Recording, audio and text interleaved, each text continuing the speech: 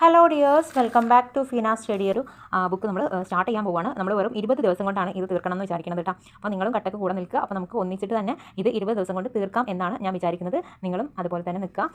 അതുപോലെ നിങ്ങളുടെ കൂട്ടുകാരിലേക്ക് പ്ലീസ് ഒന്ന് ഷെയർ ചെയ്ത് കൊടുക്കണേ. അതുപോലെ തന്നെ നിങ്ങൾ സബ്സ്ക്രൈബ് ചെയ്യാതെ കാണുന്ന ആരെങ്കിലും ഉണ്ടെങ്കിൽ പ്ലീസ് ഒന്ന് സബ്സ്ക്രൈബ് ചെയ്ത് സപ്പോർട്ട് ചെയ്യാം. അപ്പോൾ നമുക്ക് തുടങ്ങാം. അപ്പോൾ ഫസ്റ്റ് ഞാൻ ഇതിന് മുമ്പുള്ള ഒരു വീഡിയോ ഇട്ടിട്ടുണ്ടാവും. അത് നിങ്ങളൊന്ന് കണ്ടു നോക്കുക. അതാണ് ഇതിൻ്റെ ക്വസ്റ്റ്യൻ പേപ്പർ. ആ ഒരു ക്വസ്റ്റ്യൻ പേപ്പറിൻ്റെ അനുബന്ധ വിവരങ്ങൾ വെച്ചിട്ടുള്ള ക്ലാസ്സാണ് ഈ ഒരു ക്ലാസ് എന്ന് പറയുന്നത്. അപ്പം ഇതിൽ അനുബന്ധ വസ്തുതകൾ ആണ് അടങ്ങിയിട്ടുള്ളത്. അപ്പോൾ ക്വസ്റ്റ്യൻ പേപ്പർ മുന്നത്തെ വീഡിയോ ഉണ്ട്, അത് കാണാത്തവരാണെങ്കിൽ അതൊന്ന് കണ്ടിട്ട് വരാം കേട്ടോ. അപ്പോൾ ഒന്നാമത്തെ ക്വസ്റ്റ്യൻ ചോദിച്ചിട്ടുണ്ടായിരുന്നത് പഴശ്ശിരാജയെ കുറിച്ചിട്ടായിരുന്നു. അപ്പോൾ നമുക്ക് ആ ഒരു ഭാഗത്തു നിന്നുള്ള അനുബന്ധ വസ്തുതകൾ മാത്രം നോക്കി പോകാം. ക്വസ്റ്റ്യൻ പേപ്പർ നമ്മൾ മുന്നേ ചെയ്തിട്ടുണ്ട്. അപ്പോൾ ഈ ക്വസ്റ്റ്യൻ പേപ്പറിനെ കുറിച്ചിട്ട് പറയേണ്ട ആവശ്യമില്ലല്ലോ. അപ്പോൾ നിങ്ങൾക്ക് അവിടുന്ന് കിട്ടും.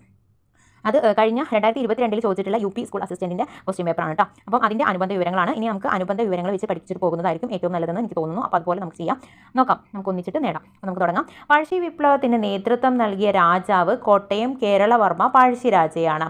പഴശ്ശി വിപ്ലവത്തിന് നേതൃത്വം നൽകിയ രാജാവ് കോട്ടയം കേരളവർമ്മ പഴശ്ശിരാജ. പുരളിശമൻ എന്ന പേരിൽ അറിയപ്പെട്ടത് പഴശ്ശിരാജയാണ്. കേരളസിംഹം എന്നറിയപ്പെട്ടത് പഴശ്ശിരാജ. പഴശ്ശിരാജയെ കേരളസിംഹം എന്ന് വിശേഷിപ്പിച്ചത് സർദാർ KM പണിക്കരാണ്. പഴശ്ശി വിപ്ലവങ്ങൾക്ക് കാരണം ബ്രിട്ടീഷുകാർ നടപ്പിലാക്കിയ നികുതി പരിഷ്കാരങ്ങളായിരുന്നു. ബ്രിട്ടീഷുകാർക്കെതിരെ പഴശ്ശിരാജ ജനങ്ങളെ സംഘടിപ്പിച്ച് തിരിയാനുള്ള കാരണം കോട്ടയം പ്രദേശത്തെ നികുതി പിരിക്കുവാനുള്ള അധികാരം നൽകാത്തത്, വയനാടിന് മേൽ അവകാശവാദം ഉന്നയിച്ചത്. ബ്രിട്ടീഷ് രേഖകളിൽ പഴശ്ശിരാജയെ പൈച്ചിരാജ, കൊട്ടിയോട്ട് രാജ എന്നിങ്ങനെ വിശേഷിപ്പിക്കുന്നു. പഴശ്ശി വിപ്ലവ സമയത്തെ മലബാർ അല്ലെങ്കിൽ തലശ്ശേരി സബ് കളക്ടർ ആരായിരുന്നു എന്ന് ചോദിച്ചാൽ അത് തോമസ് ഹാർവേ ബേബറാണ്. പഴശ്ശിരാജയുടെ രാജവംശമായിട്ടുള്ള കോട്ടയം രാജവംശം സ്ഥാപിച്ചത് ഹരിചന്ദ്ര പെരുമാളാണ്. ഒന്നാം പഴശ്ശി വിപ്ലവം നടന്ന കാലഘട്ടം 1793 to 1797. ഒന്നാം പഴശ്ശി കലാപത്തിൻ്റെ പ്രധാന കാരണം ബ്രിട്ടീഷുകാരുടെ തെറ്റായ നികുതി നയം തന്നെയായിരുന്നു. ശ്രീരംഗപട്ടണം സന്ധിക്കു ശേഷം നികുതി പിരിക്കുവാനുള്ള അധികാരം കമ്പനി നൽകിയത് കുറുമ്പ്രനാട്ടെ വീരവർമ്മയ്ക്കായിരുന്നു. ഒന്നാം പഴശ്ശി വിപ്ലവം അവസാനിപ്പിക്കാൻ പഴശ്ശിരാജയ്ക്കും ബ്രിട്ടീഷുകാർക്കും ഇടനിലക്കാരായി നിന്നത് ചിറക്കൽ രാജാവാണ് 1797. രണ്ടാം പഴശ്ശി വിപ്ലവത്തിൻ്റെ കാലഘട്ടം 1800 to 1805. നാലാം മൈസൂർ യുദ്ധത്തിൻ്റെ അനന്തരഫലമായിരുന്നു രണ്ടാം പഴശ്ശി വിപ്ലവം. രണ്ടാം പഴശ്ശി വിപ്ലവത്തിൻ്റെ പെട്ടെന്നുണ്ടായ കാരണം ബ്രിട്ടീഷുകാരുടെ വയനാട് പിടിച്ചെടുക്കാൻ ശ്രമിച്ചതാണ്. ബ്രിട്ടീഷുകാർക്കെതിരെ പഴശ്ശിരാജ ആവിഷ്കരിച്ച യുദ്ധതന്ത്രമാണ് ഗറില്ല യുദ്ധം, ഒളിപ്പോര്. പഴശ്ശി കലാപത്തിൻ്റെ കേന്ദ്രം പുരളിമലയായിരുന്നു. പഴശ്ശി രാജാവിനെ സഹായിച്ച കുറിച്യരുടെ നേതാവ് തലക്കൽ ചന്തു. പഴശ്ശി രാജാവിൻ്റെ സർവ്വസൈന്യാധിപൻ കൈത്തേരി അമ്പു നായരായിരുന്നു. ബ്രിട്ടീഷുകാർക്കെതിരെ പൊരുതാൻ പഴശ്ശി രാജാവിനെ സഹായിച്ച ആദിവാസി വിഭാഗം കുറിച്യരാണ്. ബ്രിട്ടീഷുകാർക്കെതിരെയുള്ള യുദ്ധത്തിൽ പഴശ്ശിയെ സഹായിച്ചത് ചെമ്പൻ പോക്കർ, കൈത്തേരി അമ്പു നായർ, എടച്ചേന കുങ്കൻ നായർ, തലക്കൽ ചന്തു, അത്തൻ ഗുരുക്കൾ എന്നിവരാണ്. പഴശ്ശിരാജയുടെ പ്രധാനമന്ത്രി കണ്ണവത്ത് ശങ്കരൻ നമ്പ്യാരാണ്. എടച്ചേന കുങ്കൻ, തലക്കൽ ചന്തു എന്നിവർ ചേർന്ന് പനമരം കോട്ട പിടിച്ചെടുത്തത് 1802. പഴശ്ശി വിപ്ലവത്തെ അടിച്ചമർത്തിയ ബ്രിട്ടീഷ് സൈന്യാധിപനാണ് കേണൽ ആർത്തർ വെല്ലസ്ലി. പഴശ്ശിരാജയ്ക്കെതിരെ യുദ്ധം ചെയ്യാൻ ആർത്തർ വെല്ലസ്ലി നിയമിച്ച 1200 പോലീസുകാരടങ്ങിയ പ്രത്യേക സേനയാണ് കോൽക്കാർ എന്ന് പറയുന്നത്. പഴശ്ശിരാജ മരണമടഞ്ഞ വർഷം 1805 നവംബർ 30. പഴശ്ശിരാജ കൊല്ലപ്പെട്ട സ്ഥലം മാവിലാത്തോട്, വയനാട്. പഴശ്ശിരാജാവിൻ്റെ ജീവിതം ഇതിവൃത്തമാക്കി കേരളസിംഹം എന്ന പേരിൽ ചരിത്ര നോവൽ എഴുതിയത് സർദാർ KM പണിക്കരായിരുന്നു. തലക്കൽ ചന്തു സ്മാരകം സ്ഥിതി ചെയ്യുന്നത് പനമരത്താണ്. പഴശ്ശി സ്മാരകം മാനന്തവാടി, പഴശ്ശി ഡാം ആണെങ്കിൽ കണ്ണൂരാണ്. പഴശ്ശി മ്യൂസിയം കോഴിക്കോട്, പഴശ്ശി ഗുഹ മലപ്പുറം, പഴശ്ശിരാജ കോളേജ് പുൽപ്പള്ളി, വയനാട്. ഇനി രണ്ടാമത്തെ ക്വസ്റ്റ്യൻ്റെ ഒരു വൈക്കം സത്യാഗ്രഹത്തിനെ കുറിച്ചിട്ടുള്ള ഒരു ക്വസ്റ്റ്യൻ ആയിരുന്നു. അപ്പം നമുക്ക് നോക്കാം. വൈക്കം സത്യാഗ്രഹം ആരംഭിച്ചത് 1924 മാർച്ച് 30. മാർച്ച് 30 വൈക്കം സത്യാഗ്രഹം ആരംഭിച്ചിട്ടുണ്ടായിരുന്നത്. കോട്ടയം ജില്ലയിലെ വൈക്കം മഹാദേവ ക്ഷേത്രത്തിന് സമീപത്താണ് വൈക്കം സത്യാഗ്രഹം നടന്നത്. വൈക്കം മഹാദേവ ക്ഷേത്രത്തിന് ചുറ്റുമുള്ള പൊതുവഴി എല്ലാ ജാതിയിൽപ്പെട്ട ആളുകൾക്കുമായി തുറന്നു കിട്ടുവാൻ വേണ്ടി നടന്ന സമരമാണ് വൈക്കം സത്യാഗ്രഹം. അയിത്തത്തിനെതിരെ ഇന്ത്യയിൽ നടന്ന ആദ്യ സംഘടിത സമരം വൈക്കം സത്യാഗ്രഹമാണ്. വൈക്കം സത്യാഗ്രഹം നയിച്ച പ്രധാന നേതാക്കൾ TK മാധവൻ, KP കേശവമേനോൻ. വൈക്കം സത്യാഗ്രഹത്തിൻ്റെ ആദ്യ ദിവസത്തെ സത്യാഗ്രഹികളായിരുന്നത് ഗോവിന്ദ പണിക്കർ നായരായിരുന്നു. കുഞ്ഞപ്പി, പുലയ, ബാഹുലേയൻ, ഈഴവ. അപ്പോൾ 3 സമുദായങ്ങളിലുള്ള ആളുകൾ തുടങ്ങി വെച്ച സത്യാഗ്രഹമായിരുന്നു കേട്ടോ വൈക്കം സത്യാഗ്രഹം എന്ന് പറയുന്നത്. വൈക്കം സത്യാഗ്രഹ ചെലവിലേക്ക് എത്ര രൂപയാണ് ശ്രീനാരായണ ഗുരു സംഭാവന ചെയ്തത്? 1000 രൂപയാണ്. വൈക്കം സത്യാഗ്രഹം സംബന്ധിച്ച് ഐത്തോച്ചാടന പ്രമേയം ടി.കെ. മാധവൻ അവതരിപ്പിച്ച INC സമ്മേളനം ഏതാണെന്ന് ചോദിച്ചാൽ അത് കാക്കിനട സമ്മേളനമാണ് 1923. വൈക്കം സത്യാഗ്രഹം ആരംഭിക്കുമ്പോൾ തിരുവിതാംകൂർ രാജാവായിരുന്നത് ശ്രീമൂലം തിരുനാളായിരുന്നു. വൈക്കം സത്യാഗ്രഹം അവസാനിക്കുമ്പോൾ തിരുവിതാംകൂർ രാജാവ് ആരാണെന്ന് ചോദിച്ചാൽ അത് റീജന്റ് സേതു ലക്ഷ്മിബായിയാണ്. വൈക്കം സത്യാഗ്രഹം 603 ദിവസം വരെ നീണ്ടുനിന്നു. 1925 വൈക്കം സത്യാഗ്രഹത്തോടനുബന്ധിച്ചാണ് ഗാന്ധിജിയുടെ 2ാം കേരള സന്ദർശനം. അദ്ദേഹത്തോടൊപ്പം ഉണ്ടായിരുന്ന പ്രമുഖ വ്യക്തികളായിരുന്നു C. രാജഗോപാലാചാരി, മഹാദേവ് ദേശായി. അടുത്തത് ഗാന്ധിജിയുടെ നിർദ്ദേശപ്രകാരമാണ് വിനോബ ഭാവെ വൈക്കം സത്യാഗ്രഹ ആശ്രമം സന്ദർശിച്ചത്. വൈക്കം സത്യാഗ്രഹത്തോടനുബന്ധിച്ച് മധുര മുതൽ വൈക്കം വരെ കാൽനട യാത്ര നയിച്ചത് E.V. രാമസ്വാമി നായ്ക്കറാണ്. വൈക്കം ഹീറോ, വൈക്കം വീരൻ എന്നറിയപ്പെടുന്നത് E.V. രാമസ്വാമി നായ്ക്കറാണ്. പഞ്ചാബിൽ നിന്നെത്തിയ അകാലികൾ വൈക്കം സത്യാഗ്രഹ ആശ്രമത്തിൽ സൗജന്യ ഭക്ഷണശാല തുറന്നു. വൈക്കം സത്യാഗ്രഹത്തോടനുബന്ധിച്ച് വൈക്കം മുതൽ തിരുവനന്തപുരം വരെ സവർണജാഥയ്ക്ക് നേതൃത്വം നൽകിയത് മന്നത്ത് പത്മനാഭനായിരുന്നു. ആരുടെ നിർദ്ദേശപ്രകാരമാണ് സവർണജാഥ സംഘടിപ്പിച്ചതെന്ന് ചോദിച്ചാൽ അത് ഗാന്ധിജിയുടേതാണ്. സവർണജാഥയ്ക്ക് അവസാനം മന്നത്ത് പത്മനാഭൻ്റെ നേതൃത്വത്തിൽ സേതു ലക്ഷ്മിബായിക്ക് നിവേദനം സമർപ്പിക്കപ്പെട്ടു. സവർണജാഥ സംഘടിപ്പിക്കപ്പെട്ടത് 1924 നവംബർ 1-നാണ്. വൈക്കം സത്യാഗ്രഹ സ്മാരകം സ്ഥിതി ചെയ്യുന്നത് വൈക്കത്താണ്. വൈക്കം സത്യാഗ്രഹത്തോടനുബന്ധിച്ച് നാഗർകോവിലിൽ നിന്നും തിരുവനന്തപുരത്തേക്ക് സവർണജാഥ സംഘടിപ്പിച്ചത് M.E. നായിഡുവാണ്. അപ്പോൾ M.E. നായിഡു നാഗർകോവിലിൽ നിന്നും തിരുവനന്തപുരത്തേക്കാണ് സവർണജാഥ സംഘടിപ്പിച്ചത്. എന്നാൽ E.V. രാമസ്വാമി നായ്ക്കർ ആണെങ്കിലോ മധുര മുതൽ വൈക്കം വരെയാണ് കേട്ടോ. മധുര മുതൽ വൈക്കം വരെ E.V. രാമസ്വാമി നായ്ക്കറും നാഗർകോവിലിൽ നിന്നും തിരുവനന്തപുരത്തേക്ക് ആരാണ്? M.E. നായിഡുവാണ്. വൈക്കം സത്യാഗ്രഹം അവസാനിച്ചത് 1925 നവംബർ 23-നാണ്. ശ്രീനാരായണ ഗുരുവിൻ്റെ ജനനം 1856 ഓഗസ്റ്റ് 20. ശ്രീനാരായണ ഗുരുവിൻ്റെ ജന്മസ്ഥലം വയൽവാരം വീട്, ചെമ്പഴന്തി, തിരുവനന്തപുരം. ശ്രീനാരായണ ഗുരു അരുവിപ്പുറം പ്രതിഷ്ഠ നടത്തിയ വർഷം 1888-ലാണ്. ശ്രീനാരായണ ഗുരു കുമാരനാശാനെ കണ്ടുമുട്ടിയ വർഷം 1891. ശ്രീനാരായണ ഗുരു അയ്യങ്കാളിയെ കണ്ടുമുട്ടിയ വർഷം 1912 ബാലരാമപുരം. ശ്രീനാരായണ ഗുരു പെരിയാറിൻ്റെ തീരത്ത് അദ്വൈതാശ്രമം സ്ഥാപിച്ച വർഷം 1913. SNDPയുടെ ആദ്യ പ്രസിഡന്റ് ശ്രീനാരായണ ഗുരു. SNDPയുടെ ആദ്യ സെക്രട്ടറി ആയിരുന്നത് കുമാരനാശാൻ.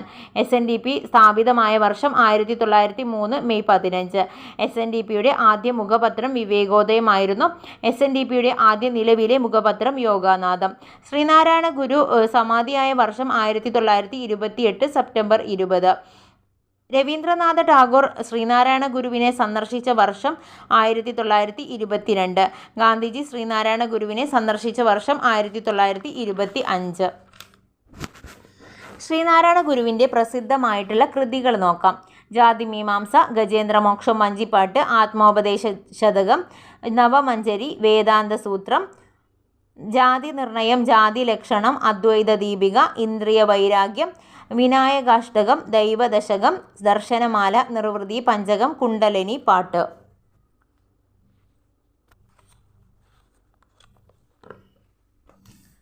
ഗുരുവായൂർ സത്യാഗ്രഹം ആരംഭിച്ചത് 1931 നവംബർ 1-നാണ്. ഗുരുവായൂർ സത്യാഗ്രഹത്തിന് നേതൃത്വം നൽകിയത് K. കേളപ്പൻ.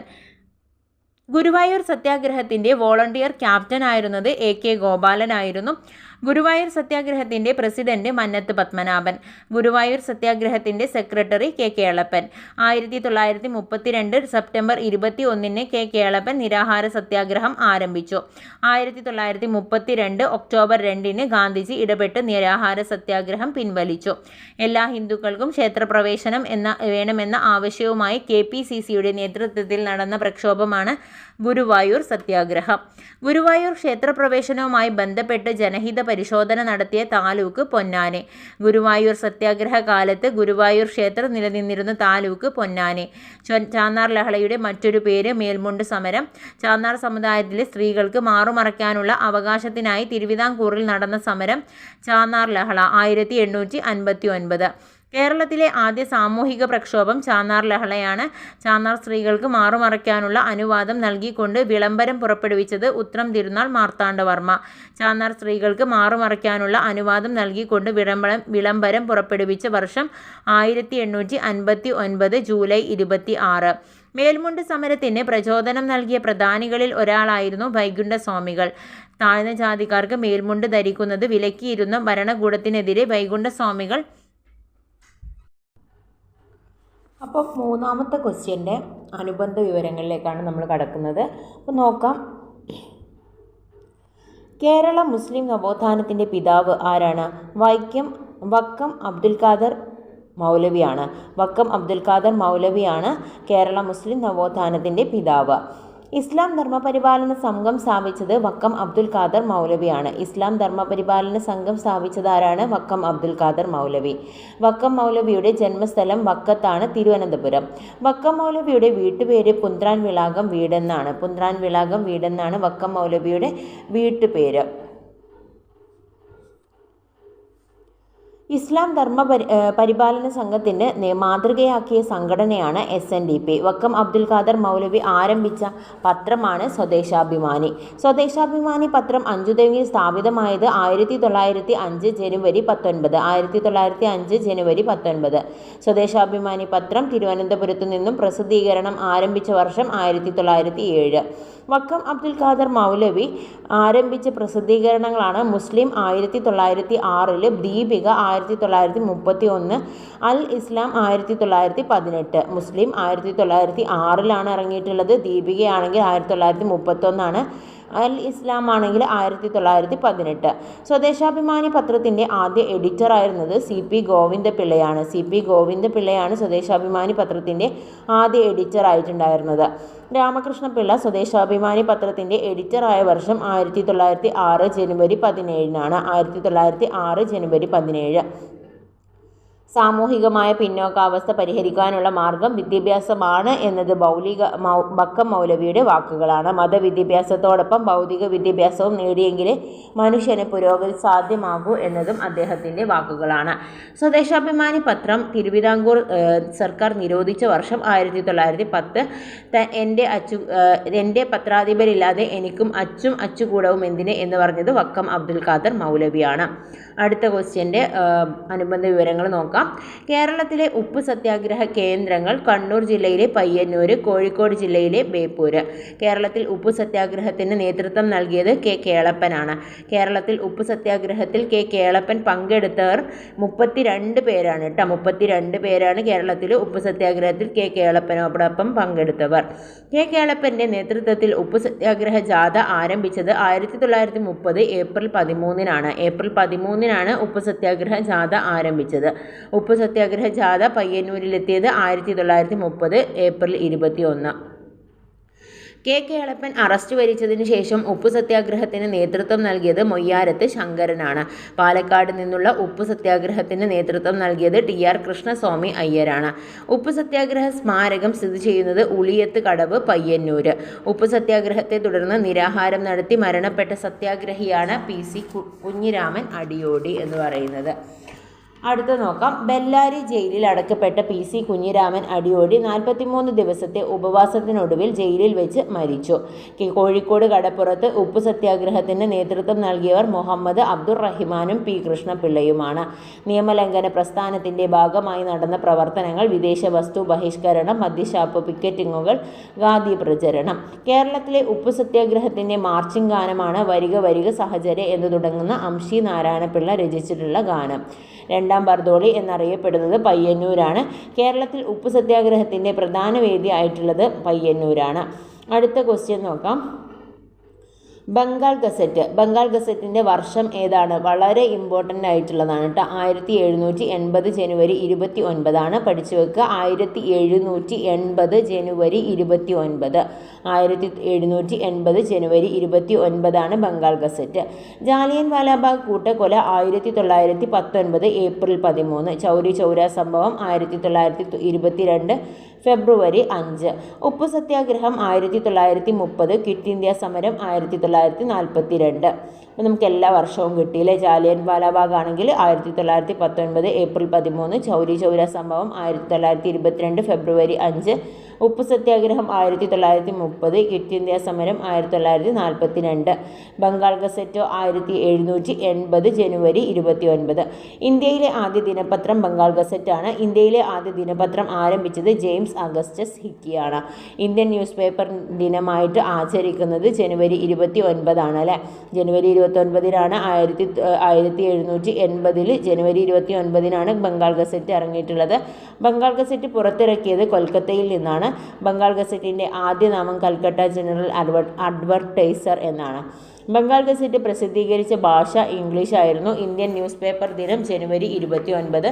ദേശീയ പ്രസ് ദിനം നവംബർ 16. ദേശീയ പ്രസ് ദിനം നവംബർ 16. ലോക പത്ര സ്വാതന്ത്ര്യ ദിനം മെയ് 3. ലോക പത്ര സ്വാതന്ത്ര്യ ദിനം മെയ് 3 ലോക പത്ര സ്വാതന്ത്ര്യ ദിനം. മലയാളത്തിലെ ആദ്യത്തെ ദിനപത്രം രാജ്യസമാചാരം. രാജ്യസമാചാരം ആരംഭിച്ചത് ഹെർമൻ ഗുണ്ടർട്ടാണ്. രാജ്യസമാചാരം ആരംഭിച്ച വർഷം 1847. 1847 രാജ്യസമാചാരം ആരംഭിച്ചത്. 1947 എന്താണ് നടന്നിട്ടുള്ളത്, അപ്പോൾ അത് വെച്ചിട്ട് കണക്ട് ചെയ്തിട്ട് നോക്കുക കേട്ടോ. അപ്പോൾ 1847 രാജ്യസമാചാരം ആരംഭിച്ചത്. രാജ്യസമാചാരം പ്രസിദ്ധീകരിച്ച സ്ഥലം ഇല്ലിക്കുന്ന് ബംഗ്ലാവാണ്. തലശ്ശേരിയിലെ ഇല്ലിക്കുന്ന് ബംഗ്ലാവിലാണ് രാജ്യസമാചാരം പ്രസിദ്ധീകരിച്ച സ്ഥലം. ഇല്ലിക്കുന്ന് ബംഗ്ലാവ്. പത്രങ്ങൾ സ്ഥാപകർ സഹോദരൻ K Ayyappan. Sahodaran K Ayyappan, Velakkaran K Ayyappan. സഹോദരനും വേലക്കാരനും കെ അയ്യപ്പനാണ്. മാതൃഭൂമി കെ പി കേശവമേനോൻ്റേതാണ്. മാതൃഭൂമി ആരുടേതാണ്? K P Kesavamenon. Kerala Kaumudi C V Kunhiraman. Kerala Kaumudi C V Kunhiraman. Sujanandini Paravur Kesavan ആശാൻ്റേതാണ്.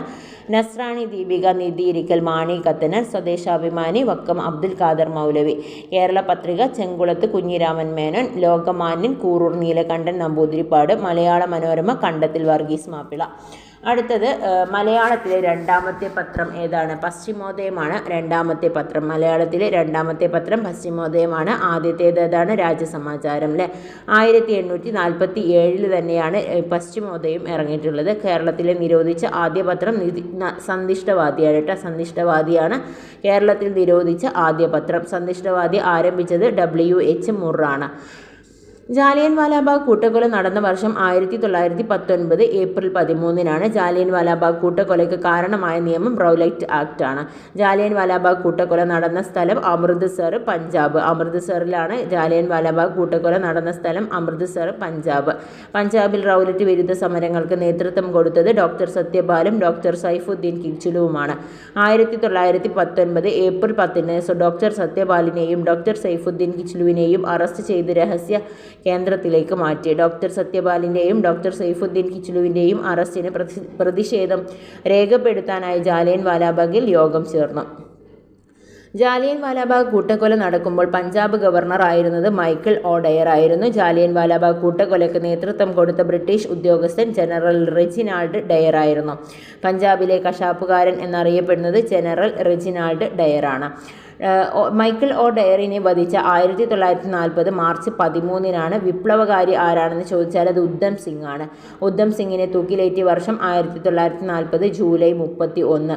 March 13 വധിച്ചിട്ടുള്ളത്. March 13. അപ്പോൾ അത് തിരിച്ചിട്ടാൽ ജൂലൈ 31 അദ്ദേഹത്തെ തൂക്കിലേറ്റിയ വർഷം എന്ന് പറയുന്നത്.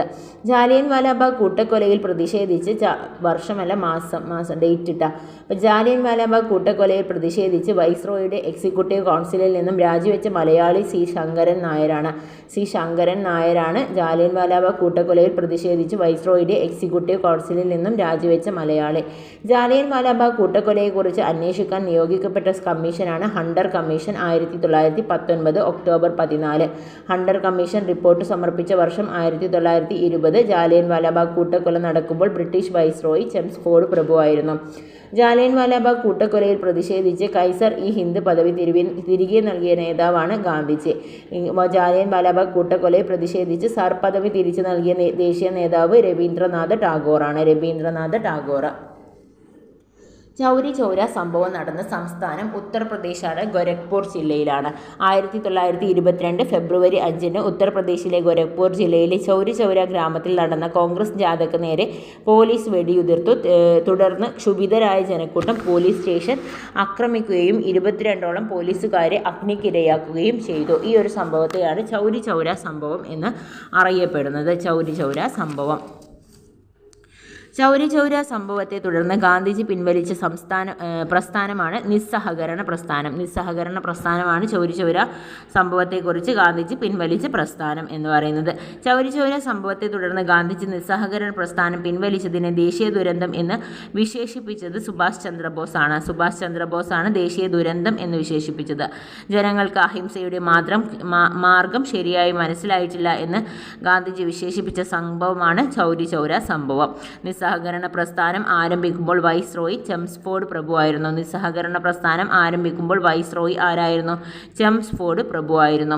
നിസ്സഹകരണ പ്രസ്ഥാനം തീവ്രതയിലെത്തുകയും പിൻവലിക്കുകയും ചെയ്തപ്പോൾ വൈസ്രോയി റീഡിംഗ് പ്രഭുവായിരുന്നു. നിസ്സഹകരണ പ്രസ്ഥാനം തീവ്രതയിലെത്തുകയും പിൻവലിക്കുകയും ചെയ്തപ്പോൾ വൈസ്രോയി റീഡിംഗ് പ്രഭു. സിവിൽ നിയമലംഘന ഭാഗമായി ഗാന്ധിജി ആരംഭിച്ച സമരം ഉപ്പു സത്യാഗ്രഹമാണ്. ഉപ്പു സത്യാഗ്രഹ ജാഥ ആരംഭിച്ചത് 1930 മാർച്ച് 12-നാണ്. സിവിൽ നിയമലംഘന പ്രസ്ഥാനം ആരംഭിക്കാൻ തീരുമാനിച്ച കോൺഗ്രസ് സമ്മേളനമാണ് 1929 ലാഹോർ സമ്മേളനം. ഗാന്ധിജി ദണ്ഡി യാത്ര ആരംഭിച്ചത് സബർമതി ആശ്രമത്തിൽ നിന്നാണ്. ദണ്ഡി യാത്രയിൽ ഗാന്ധിജിയെ അനുഗമിച്ച അനുയായികളുടെ എണ്ണം 78 പേരാണ്. ദണ്ഡി മാർച്ചിൽ ഗാന്ധിജിയും അനുയായികളും ആലപിച്ച ഗാനമാണ് രഘുപതി രാഘവ രാജാറാം. രഘുപതി രാഘവ രാജാറാം എന്ന ഭജന രചിച്ചത് ലക്ഷ്മണാചാര്യയാണ്. ലക്ഷ്മണാചാര്യ.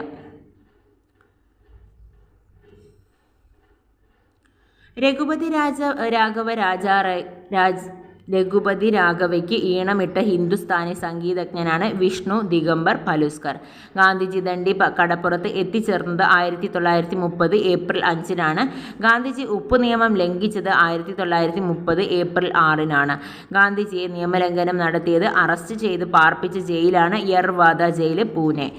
ഗാന്ധിജിയുടെ അറസ്റ്റിന് ശേഷം ഉപ്പു സത്യാഗ്രഹത്തിന് നേതൃത്വം നൽകിയത് അബ്ബാസ് തിയാബ്ജിയാണ്. അബ്ബാസ് തിയാബ്ജിയുടെ അറസ്റ്റിന് ശേഷം സമരത്തിന് നേതൃത്വം കൊടുത്തത് സരോജിനി നായിഡു. ഇന്ത്യയിലെ കിഴക്കൻ പ്രവിശ്യകളിൽ സിവിൽ നിയമലംഘന പ്രസ്ഥാനത്തിന് നേതൃത്വം നൽകിയത് റാണി ഗേഡിലിന്യു ആണ്. ഇന്ത്യക്ക് വടക്ക് പടിഞ്ഞാറൻ പ്രവിശ്യകളിൽ നിയമലംഘന പ്രസ്ഥാനം ശക്തി പ്രാപിച്ചത് ആരുടെ നേതൃത്വത്തിലാണ്? ഖാൻ അബ്ദുൽ ഗഫാർ ഖാനിൻ്റെ നേതൃത്വത്തിലാണ്. ഉപ്പു സത്യാഗ്രഹത്തിൻ്റെ ഭാഗമായി തമിഴ്നാട്ടിൽ തുഷിനാപ്പള്ളിയിൽ നിന്നും വേദാരണ്യം കടപ്പുറത്തേക്ക് മാർച്ച് നടത്തി എത്തിയത് സി രാജഗോപാലാചാരി. സിവിൽ നിയമലംഘന പ്രസ്ഥാനം താൽക്കാലികമായി നിർത്തിവെക്കാൻ കാരണമായ സന്ധിയാണ് 1931 ഗാന്ധി ഇർവിൻ ഉടമ്പടി. സിവിൽ നിയമലംഘന പ്രസ്ഥാനം താൽക്കാലികമായി നിർത്തിവെച്ചു. സിവിൽ നിയമലംഘന പ്രസ്ഥാനം ഔദ്യോഗികമായി പിൻവലിച്ചത് 1934-ലാണ്. ഉപ്പ് സമരായുധമായി തിരഞ്ഞെടുക്കാൻ ഗാന്ധിജിയെ പ്രേരിപ്പിച്ച ഘടകങ്ങളാണ് ബ്രിട്ടീഷ് സർക്കാരിൻ്റെ നികുതി വരുമാനത്തിൽ 5/2 ഭാഗവും ഉപ്പിനുമേൽ ചുമത്തുന്ന നികുതിയായിരുന്നു. ദരിദ്രർക്ക് ഈ നികുതി വലിയ ഭാരമായിരുന്നു. തദ്ദേശീയരായ ചെറുകിട ഉപ്പുൽപാദകർക്കുമേൽ ഉപ്പുണ്ടാക്കുന്നതിന് നിരോധനം ഏർപ്പെടുത്തി. ഉപ്പിൻ്റെ വില 3 മടങ്ങ് വർദ്ധിച്ചു. സാധാരണക്കാരെ ഉണർത്താൻ ഉതകുന്ന ഒരു മുദ്രാവാക്യമായിരുന്നു ഉപ്പ് നികുതി എടുത്തു കളയുക എന്നത്. ഒന്നുകിൽ ലക്ഷ്യം നേടി ഞാൻ തിരിച്ചു വരും, പരാജയപ്പെട്ടാൽ ഞാൻ എൻ്റെ ജഡം സമുദ്രത്തിന് നൽകും. ഉപ്പു സത്യാഗ്രഹ സമയത്ത് ഇങ്ങനെ പ്രഖ്യാപിച്ചത് ഗാന്ധിജിയാണ്. ദണ്ഡി യാത്രയെ എൽബൈനിൽ നിന്നുള്ള നെപ്പോളിയൻ്റെ പാരീസിലേക്കുള്ള മടക്കം എന്ന് പറഞ്ഞത് സുഭാഷ് ചന്ദ്രബോസാണ്. ഗാന്ധിജിയെ ദണ്ഡി യാത്രയെ ശ്രീരാമൻ്റെ ലങ്കയിലേക്കുള്ള യാത്ര എന്ന് പറഞ്ഞത് മോത്തിലാൽ നെഹ്റു ആണ്. ലങ്കയിലേക്കുള്ള യാത്ര എന്ന്, ശ്രീരാമൻ്റെ ലങ്കയിലേക്കുള്ള യാത്ര എന്ന് പറഞ്ഞത് മോത്തിലാൽ നെഹ്റു ആണ്. ഇനി ദണ്ഡി മാർച്ചിനെ ചായക്കോപ്പയിലെ കൊടുങ്കാറ്റ് എന്ന് വിശേഷിപ്പിച്ചത് ഇർവിൻ പ്രഭുവാണ്. ക്രിപ്സ് മിഷന്റെ പരാജയത്തെ തുടർന്ന് കോൺഗ്രസ് ആരംഭിച്ച സമരമാണ് ക്വിറ്റ് ഇന്ത്യ സമരം. ക്രിപ്സ് മിഷന്റെ പരാജയത്തെ തുടർന്നിട്ടാണ് കേട്ടോ. ക്രിപ്സ് മിഷന്റെ പരാജയത്തെ തുടർന്ന് കോൺഗ്രസ് ആരംഭിച്ച സമരമാണ് ക്വിറ്റ് ഇന്ത്യ സമരം. ഇന്ത്യൻ സ്വാതന്ത്ര്യ സമര ചരിത്രത്തിലെ അവസാന ബഹുജന പ്രക്ഷോഭമായിരുന്നു ക്വിറ്റ് ഇന്ത്യ പ്രസ്ഥാനം. ക്വിറ്റ് ഇന്ത്യ എന്ന വാക്കിൻ്റെ രൂപം കൊടുത്തത് യൂസഫ് മെഹ്റലിയാണ്. നിയമലംഘന പ്രസ്ഥാനത്തിൻ്റെ സ്ത്രീകളെയും ഉൾപ്പെടുത്താൻ ഗാന്ധിജിയെ നിർബന്ധിച്ച വനിതയാണ് കമലാദേവി ചതോപാധ്യായ. നിയമലംഘന പ്രസ്ഥാനത്തിൽ പങ്കെടുത്ത് അറസ്റ്റിലായ ആദ്യ വനിതയാണ് രുക്മിണി ലക്ഷ്മിപതി. 1942 ഓഗസ്റ്റ് 8 ബോംബെയിലെ ഗോവാലിയ ടാങ്ക് മൈതാനത്തിൽ ചേർന്ന കോൺഗ്രസ് സമ്മേളനത്തിലാണ് ക്വിറ്റ് ഇന്ത്യ പ്രമേയം പാസാക്കിയത്. ഗോവാലിയ ടാങ്ക് മൈതാനം ഇപ്പോൾ അറിയപ്പെടുന്നത് ആഗസ്റ്റ് ക്രാന്തി മൈതാനം എന്നാണ്. ക്വിറ്റ് ഇന്ത്യ പ്രമേയം അവതരിപ്പിച്ചത് ജവഹർലാൽ നെഹ്റു ആണ്. ക്വിറ്റ് ഇന്ത്യ പ്രക്ഷോഭം ആരംഭിച്ച ദിവസം 1942 ഓഗസ്റ്റ് 9. 1942 ഓഗസ്റ്റ് 9 ക്വിറ്റ് ഇന്ത്യ ദിനമായി ആചരിക്കുന്നത് ഓഗസ്റ്റ് 9 ആണ്. ക്വിറ്റ് ഇന്ത്യ സമര നായിക അരുണ യാസഫ് അലിയാണ്. ക്വിറ്റ് ഇന്ത്യ സമര നായകൻ ജയപ്രകാശ് നാരായണൻ. ക്വിറ്റ് ഇന്ത്യ സമര അനുയായികൾക്ക് ഗാന്ധിജി നൽകിയ മുദ്രാവാക്യം പ്രവർത്തിക്കുക അല്ലെങ്കിൽ മരിക്കുക. ക്വിറ്റ് ഇന്ത്യ സമരകാലത്ത് മിഡ്നാപൂരിലെ താലൂക്കിൽ പശ്ചിമ ബംഗാൾ സ്ഥാപിക്കപ്പെട്ട സമാന്തര സർക്കാരാണ് താമ്രലിപ്ത ജതീയ സർക്കാർ. ജതീയ സർക്കാർ ക്വിറ്റ് ഇന്ത്യ സമരകാലത്ത് മിഡ്നാപൂരിലെ താലൂക്കിൽ സ്ഥാപിക്കപ്പെട്ട സമാന്തര സർക്കാരാണ്. ക്വിറ്റ് ഇന്ത്യ സമരം ആരംഭിച്ചതോടെ ഗാന്ധിജിയെ അറസ്റ്റ് ചെയ്ത് പാർപ്പിച്ചത് പൂനെയിലെ ആഗാഖാൻ കൊട്ടാരത്തിലാണ്. ആഗാഖാൻ കൊട്ടാരത്തിൽ ഗാന്ധിജിക്കൊപ്പം തടവിലാക്കപ്പെട്ടവരാണ് കസ്തൂർബ ഗാന്ധി, സരോജിനി നായിഡു, മഹാദേവ് ദേശായി. അപ്പോൾ നമ്മൾ പഠിച്ചു അല്ലേ, ഉപ്പ് സത്യാഗ്രഹത്തിൽ ഗാന്ധിജിയെ നിയമലംഘനം നടത്തിയതിന് അറസ്റ്റ് ചെയ്ത് പാർപ്പിച്ച ജയിൽ ഏതാണ്? അത് യർവാദ ജയിലാണ് കേട്ടോ. പൂനെയിൽ തന്നെയുള്ള യർവാദ ജയിലാണ്. എന്നാൽ ക്വിറ്റ് ഇന്ത്യ സമരത്തിൽ ഗാന്ധിജിയെ അറസ്റ്റ് ചെയ്ത് പാർപ്പിച്ചത് ആഗാഖാൻ കൊട്ടാരമാണ്. ആഗാഖാൻ കൊട്ടാരം. ഇനി ക്വിറ്റ് ഇന്ത്യ സമരകാലത്ത് ജവഹർലാൽ നെഹ്റുവിനെ അറസ്റ്റ് ചെയ്ത് പാർപ്പിച്ചത് അഹമ്മദ് നഗർ കോട്ട, ബോംബെ. അഹമ്മദ് നഗർ കോട്ടയിലെ തടവിൽ കഴിഞ്ഞ കാലത്ത് ജവഹർലാൽ നെഹ്റു രചിച്ച കൃതി ഏതാണെന്ന് ചോദിച്ചാൽ അത് ഇന്ത്യയെ കണ്ടെത്തലാണ് കേട്ടോ. ഇന്ത്യയെ കണ്ടെത്തൽ എന്നുള്ളതാണ്. നെഹ്റുവിൻ്റെ ഇന്ത്യയെ കണ്ടെത്തൽ എന്ന കൃതിയെ സമർപ്പിച്ചിരിക്കുന്നത് സഹപ്രവർത്തകർക്കും ജയിലിലെ സഹതടവുകാർക്കും വേണ്ടിയിട്ടാണ്. താമ്രലിപ്ത ജതീയ സർക്കാരിന് നേതൃത്വം നൽകിയത് സതീഷ് ചന്ദ്ര സാമന്തയാണ് താമ്രലിപ്ത ജതീയ സർക്കാരിന് നേതൃത്വം നൽകിയത്. ക്വിറ്റ് ഇന്ത്യ സമരവുമായി ബന്ധപ്പെട്ട് കേരളത്തിലെ മലബാറിൽ നടന്ന പ്രധാന സംഭവം കീഴരിയൂർ ബോംബ് കേസാണ്. 1942 കേരളത്തിലെ ക്വിറ്റ് ഇന്ത്യ സമരത്തിന് നേതൃത്വം നൽകിയ നേതാവ് ഡോക്ടർ KB മേനോനാണ്. ഹിന്ദു സമാജത്തെക്കുറിച്ചുള്ള ക്വസ്റ്റ്യന് എന്താണ്, ആര്യ സമാജം അങ്ങനെ തുടങ്ങുന്ന ഒരു ക്വസ്റ്റ്യനായിരുന്നു. അപ്പം ആ ക്വസ്റ്റ്യന് നമ്മൾ മുന്നത്തെ വീഡിയോയിൽ ഇട്ടിട്ടുണ്ട്. അത് കാണാത്തവരൊന്ന് കണ്ടു നോക്കുക. അതിനുശേഷം വന്നിട്ട് അനുബന്ധ വിവരങ്ങളുടെ ക്ലാസ് കേട്ടാൽ മതി കേട്ടോ. ഇനി പ്രാർത്ഥനാ സമാജം, ആര്യ സമാജം, ബ്രഹ്മസമാജം എന്നിവ ഇന്ത്യയിലെ നവോത്ഥാന സംഘടനകൾക്ക് ഉദാഹരണങ്ങളാണ്. ബ്രഹ്മസമാജ സ്ഥാപകൻ രാജാറാം മോഹൻ റോയ് ആണ്. ബ്രഹ്മസമാജം സ്ഥാപിച്ച വർഷം 1828 ബ്രഹ്മസമാജം സ്ഥാപിച്ചിട്ടുള്ളത്. ഇന്ത്യൻ നവോത്ഥാനത്തിൻ്റെ പിതാവ് രാജാറാം മോഹൻ റോയ് ആണ്. ഇന്ത്യൻ ദേശീയ പത്രപ്രവർത്തനത്തിൻ്റെ സ്ഥാപകനാണ് രാജാറാം മോഹൻ റോയ്. ഇംഗ്ലണ്ട് സന്ദർശിച്ച ആദ്യ ഇന്ത്യക്കാരനാണ് രാജാറാം മോഹൻ റോയ്. ഈസ്റ്റ് ഇന്ത്യ കമ്പനിയുടെ കീഴിൽ ഗുമസ്തനായി സേവനം അനുഷ്ഠിച്ച നവോത്ഥാന നായകൻ രാജാറാം മോഹൻ റോയ് ആണ്. രാജാറാം മോഹൻ റോയ്ക്ക് രാജ എന്ന പദവി നൽകിയ മുഗൾ രാജാവ് അക്ബർ ഷാ II. ആത്മീയ സഭ സ്ഥാപിച്ചത് രാജാറാം മോഹൻ റോയ് ആണ്. 1815. നവഭാരതത്തിൻ്റെ പിതാവ് എന്നറിയപ്പെടുന്നത് രാജാറാം മോഹൻ റോയ്. ജാതി സമ്പ്രദായമാണ് ഇന്ത്യക്കാർക്കിടയിലെ അനൈക്യത്തിൻ്റെ ഉറവിടം എന്ന് വിശ്വസിച്ച നവോത്ഥാന നായകനാണ് രാജാറാം മോഹൻ റോയ്. സതി നിർത്തലാക്കിയ മുൻകൈയെടുത്ത നവോത്ഥാന നായകനാണ് രാജാറാം മോഹൻ റോയ്. രാജാറാം മോഹൻ റോയ് ബംഗാളി ഭാഷയിൽ ആരംഭിച്ച പത്രമാണ് സമ്പാദ് കൗമുദിയാണ് 1821. അപ്പം 1821 ആരംഭിച്ചിട്ടുള്ളത്. ബ്രഹ്മസമാജം സ്ഥാപിച്ചത് 1828 കേട്ടോ. രാജാറാം മോഹൻ റോയ് പേർഷ്യൻ ഭാഷയിൽ ആരംഭിച്ച പത്രമാണ് മിറാത്ത് ഉൽ അക്ബർ ആണ് പേർഷ്യൻ ഭാഷയിൽ ആരംഭിച്ചിട്ടുള്ള രാജാറാം മോഹൻ റോയ് ആരംഭിച്ചിട്ടുള്ള പത്രം എന്ന് പറയുന്നത്. രാജാറാം മോഹൻ റോയിയുടെ പ്രധാന പുസ്തകങ്ങളാണ് തുഫത്തുൽ മുവാഹിദീൻ, ജീസസിൻ്റെ കൽപ്പനകൾ, വേദാന്ത ഗ്രന്ഥം. രാജാറാം മോഹൻ റോയിയുടെ അന്ത്യവിശ്രമ സ്ഥലം ബ്രിസ്റ്റോളാണ്. ഇംഗ്ലണ്ടിലെ ബ്രിസ്റ്റോളിലാണ്. അന്ത്യവിശ്രമ സ്ഥലം. ആര്യസമാജം സ്ഥാപിച്ച വർഷം 1875. ആര്യസമാജത്തിൻ്റെ ആസ്ഥാനം മുംബൈയിലാണ്. ആര്യസമാജ സ്ഥാപകൻ ദയാനന്ദ സരസ്വതിയാണ്. ഹിന്ദു മതത്തിലെ കാൽവിൻ എന്നറിയപ്പെടുന്നത് ദയാനന്ദ സരസ്വതി.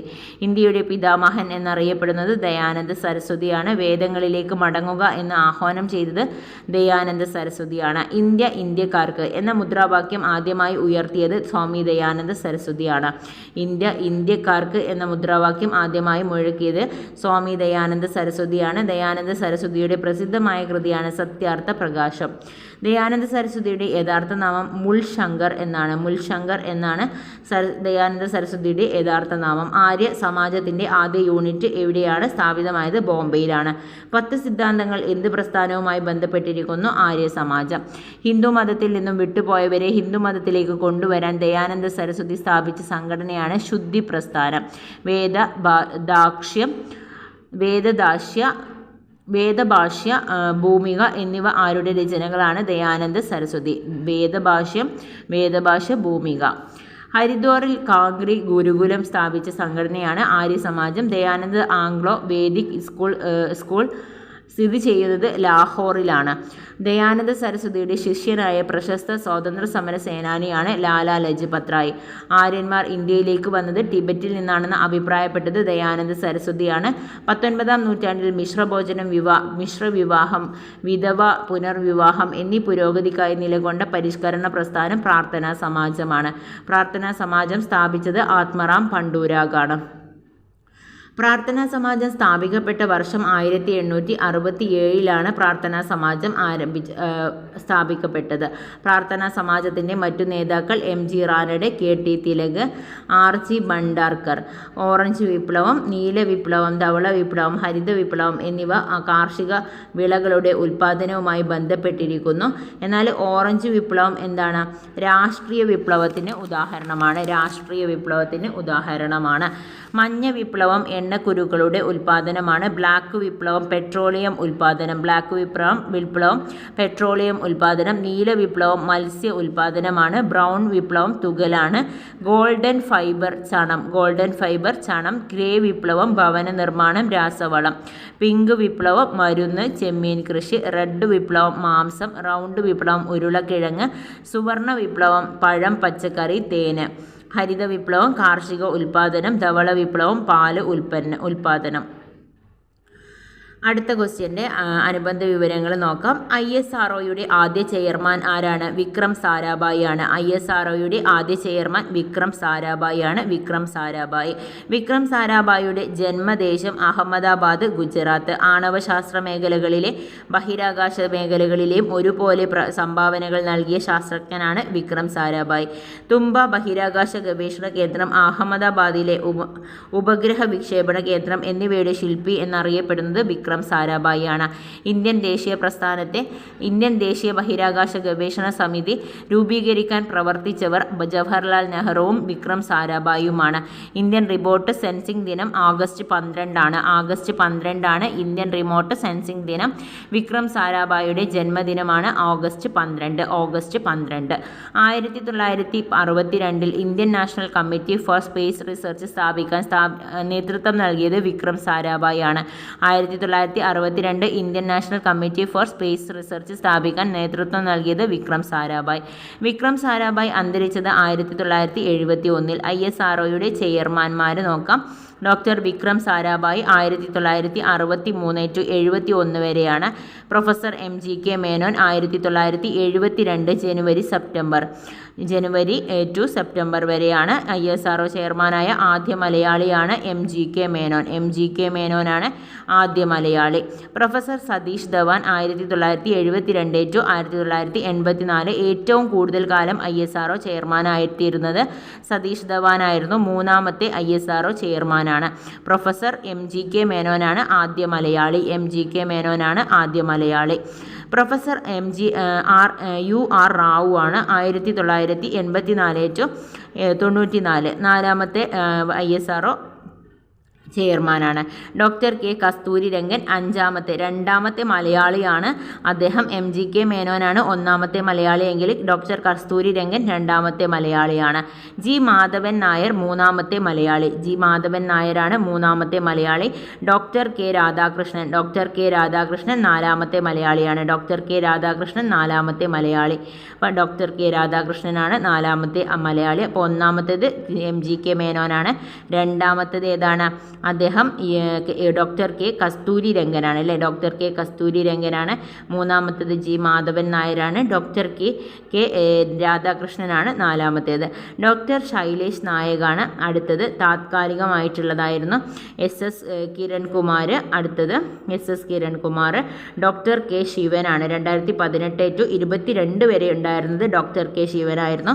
ഇപ്പോൾ ആരാണ് നിലവിൽ S സോമനാഥാണ് അല്ലേ. നിലവിൽ S സോമനാഥാണ്. 2018 മുതൽ 22 വരെ കെ ശിവനായിരുന്നു. ഇനി അടുത്ത ക്വസ്റ്റ്യൻ്റെ അനുബന്ധ വിവരങ്ങൾ നോക്കാം. ഈജിപ്ഷ്യൻ സംസ്കാരത്തിൻ്റെ അടിത്തറ കൃഷിയായിരുന്നു. ഈജിപ്ഷ്യൻ സംസ്കാരത്തിൻ്റെ അടിത്തറ എന്ന് പറയുന്നത് കൃഷിയായിരുന്നു. വെങ്കലയുഗ സംസ്കാരത്തിന് ഉദാഹരണമാണ് ഈജിപ്ഷ്യൻ സംസ്കാരം. വെങ്കലയുഗ സംസ്കാരമാണ് കേട്ടോ ഈജിപ്ഷ്യൻ സംസ്കാരം. നൈൽ നദിയുടെ ദാനം എന്നറിയപ്പെടുന്ന രാജ്യം ഈജിപ്തായിരുന്നു. ഈജിപ്തിൻ്റെ നൈൽ നദിയുടെ ദാനം എന്ന് വിശേഷിപ്പിച്ച ചരിത്രകാരൻ ഹെറോഡോട്ടസ് ആണ്. പ്രാചീന ഈജിപ്ഷ്യൻ ജനത രൂപപ്പെടുത്തിയ എഴുത്തുവിദ്യ ഹൈറോഗ്ലിഫിക്സ് ആയിരുന്നു. ഹൈറോഗ്ലിഫിക്സ് ലിപി ആദ്യമായി വായിച്ച ഫ്രഞ്ച് പണ്ഡിതൻ ഷംബോലിയോ ആണ്. വിശുദ്ധമായ എഴുത്ത് എന്നർത്ഥമുള്ള എഴുത്തുവിദ്യയാണ് ഹൈറോഗ്ലിഫിക്സ്. ഹൈറോഗ്ലിഫിക്സ് എഴുത്തുവിദ്യക്ക് എന്ത് ചെടിയുടെ ഇലകളാണ് ഉപയോഗിച്ചിരുന്നത്? പാപ്പിറസ് ചെടിയുടെ ഇലകളാണ്. ഹൈറോഗ്ലിഫിക്സ് ലിപി കണ്ടെത്തിയ ശിലയാണ് റൊസെറ്റ. ഈജിപ്ഷ്യൻ സംസ്കാരത്തിൻ്റെ കലണ്ടർ രൂപപ്പെടുത്തിയത് എന്തിൻ്റെ അടിസ്ഥാനത്തിലായിരുന്നു? സൂര്യൻ്റെ അടിസ്ഥാനത്തിലായിരുന്നു. സൂര്യനെ അടിസ്ഥാനമാക്കി ഒരു കലണ്ടർ തയ്യാറാക്കി ഒരു വർഷത്തെ 365 ദിവസങ്ങളായി കണക്കാക്കുകയും 30 ദിവസങ്ങളുള്ള 12 മാസമായി ഒരു വർഷത്തെ വിഭജിക്കുകയും ചെയ്ത ജനതയാണ് ഈജിപ്ഷ്യൻ ജനത. ഈജിപ്ഷ്യൻ ജനതയുടെ പ്രധാന സംഭാവനകൾ സൗരപഞ്ചാംഗം, ദശാംശ സമ്പ്രദായം, ജലഘടികാരം, സൂര്യഘടികാരം. ജലഘടികാരത്തിൻ്റെ അടിസ്ഥാനത്തിൽ സമയം നിർണ്ണയിക്കുന്ന ജലഘടികാരം തയ്യാറാക്കിയ ജനത ഈജിപ്ഷ്യൻ സംസ്കാരമാണ്. പുരാതന കാലത്ത് ഈജിപ്ഷ്യൻ രാജാക്കന്മാർ അറിയപ്പെട്ടിരുന്നത് ഫറോവ എന്ന പേരിലാണ്. മൃതശരീരം കേടുകൂടാതെ സൂക്ഷിച്ചിരുന്ന രീതിയായ മമ്മി നിലനിന്നിരുന്നത് ഏത് രാജ്യത്താണ്? ഈജിപ്ത്. മമ്മികൾ സൂക്ഷിച്ചിരുന്ന വലിയ ശവകുടീരങ്ങൾ അറിയപ്പെട്ടിരുന്നത് പിരമിഡുകൾ എന്നതാണ്. മഹത്തായ പിരമിഡ് സ്ഥിതി ചെയ്യുന്നത് ഈജിപ്തിലെ ഗിസയിലാണ്. മഹത്തായ പിരമിഡ് സ്ഥിതി ചെയ്യുന്നത് ഈജിപ്തിലെ ഗിസയിലാണ്. ഗിസയിലെ പിരമിഡ് നിർമ്മിച്ചത് കുഫു രാജാവാണ്. പ്രതിമാ നിർമ്മാണത്തിൽ വിദഗ്ധരായിരുന്ന ഈജിപ്ഷ്യൻ ജനത നിർമ്മിച്ച മനുഷ്യൻ്റെ തലയും സിംഹത്തിൻ്റെ ഉടലുമുള്ള പ്രതിമകളാണ് സ്ഫിങ്സ് എന്ന് പറയുന്നത്. അടുത്ത ക്വസ്റ്റ്യൻ്റെ അനുബന്ധ വിവരങ്ങൾ നോക്കാം. ആദ്യമായി കണ്ടെത്തിയ സിന്ധു നദീതട സംസ്കാര കേന്ദ്രം ഹാരപ്പയാണ്. പാകിസ്ഥാൻ്റെ പടിഞ്ഞാറൻ തീരം മുതൽ ഉത്തർപ്രദേശിലെ അലങ്കിർപൂർ വരെയും വടക്ക് ജമ്മു കാശ്മീർ മുതൽ തെക്ക് നർമ്മദ തീരം വരെയും വ്യാപിച്ചു കിടന്നിരുന്ന സിന്ധു നദീതട സംസ്കാര കേന്ദ്രമാണ് ഹാരപ്പ. സിന്ധു നദീതട സംസ്കാരത്തിൻ്റെ ആദ്യ തെളിവുകൾ ലഭിച്ച സ്ഥലം ഹാരപ്പയിലാണ്. ഹാരപ്പൻ സംസ്കാരം എന്നും അറിയപ്പെടുന്നു സിന്ധു നദീതട സംസ്കാരം.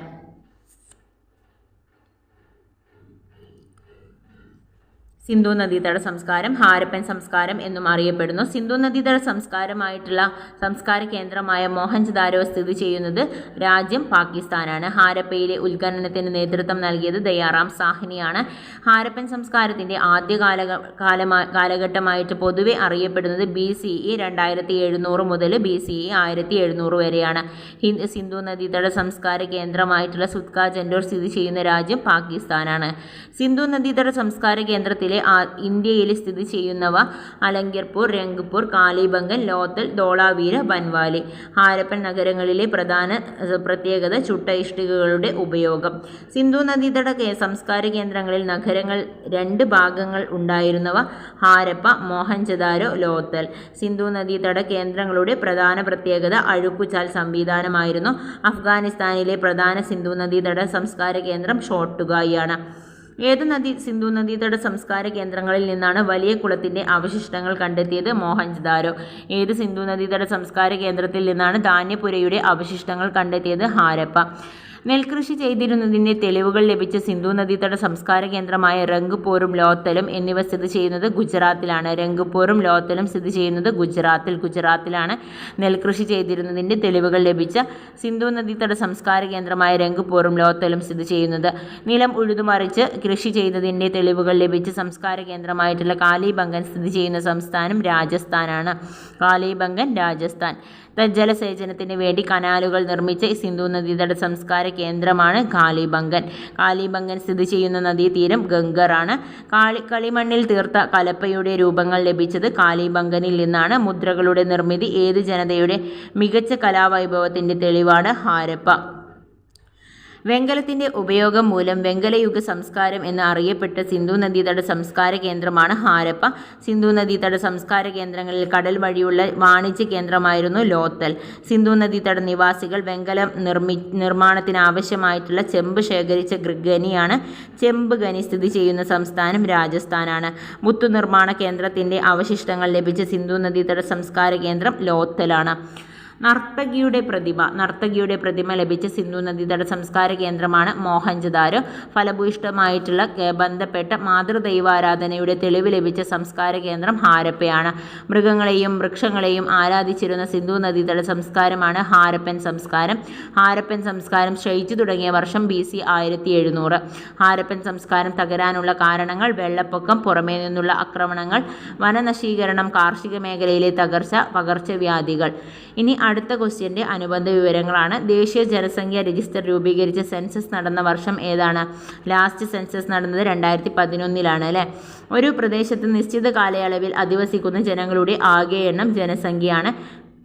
ലോക ജനസംഖ്യയിൽ ഇന്ത്യയുടെ സ്ഥാനം 2. ലോക ജനസംഖ്യാ ദിനം ജൂലൈ 11 ലോക ജനസംഖ്യാ ദിനം. 13ാമത്തെ ക്വസ്റ്റ്യൻ്റെ അനുബന്ധ വിവരങ്ങളാണ്. പൊതുമേഖലാ വാണിജ്യ ബാങ്കുകളുടെ പ്രവർത്തനം നിയന്ത്രിക്കുന്ന ബാങ്ക് ഏതാണ്? റിസർവ് ബാങ്കാണ്. ഭാരതീയ സ്റ്റേറ്റ് ബാങ്കും അതിൻ്റെ അനുബന്ധ ബാങ്കുകളും ദേശസാൽകൃത ബാങ്കുകളും റൂറൽ ബാങ്കുകളും ചേർന്നതാണ് പൊതുമേഖലാ വാണിജ്യ ബാങ്കുകൾ. വാണിജ്യ ബാങ്കുകൾ നിക്ഷേപങ്ങൾ സ്വീകരിക്കുന്ന രീതികളാണ് സമ്പാദ്യ നിക്ഷേപം, പ്രചലിത നിക്ഷേപം, സ്ഥിര നിക്ഷേപം, ആവർത്തിത നിക്ഷേപം. ഒരു ദിവസം തന്നെ ധാരാളം പ്രാവശ്യം പണം നിക്ഷേപിക്കുവാനും പിൻവലിക്കുവാനും സൗകര്യം നൽകുന്ന നിക്ഷേപമാണ് പ്രചലിത നിക്ഷേപം.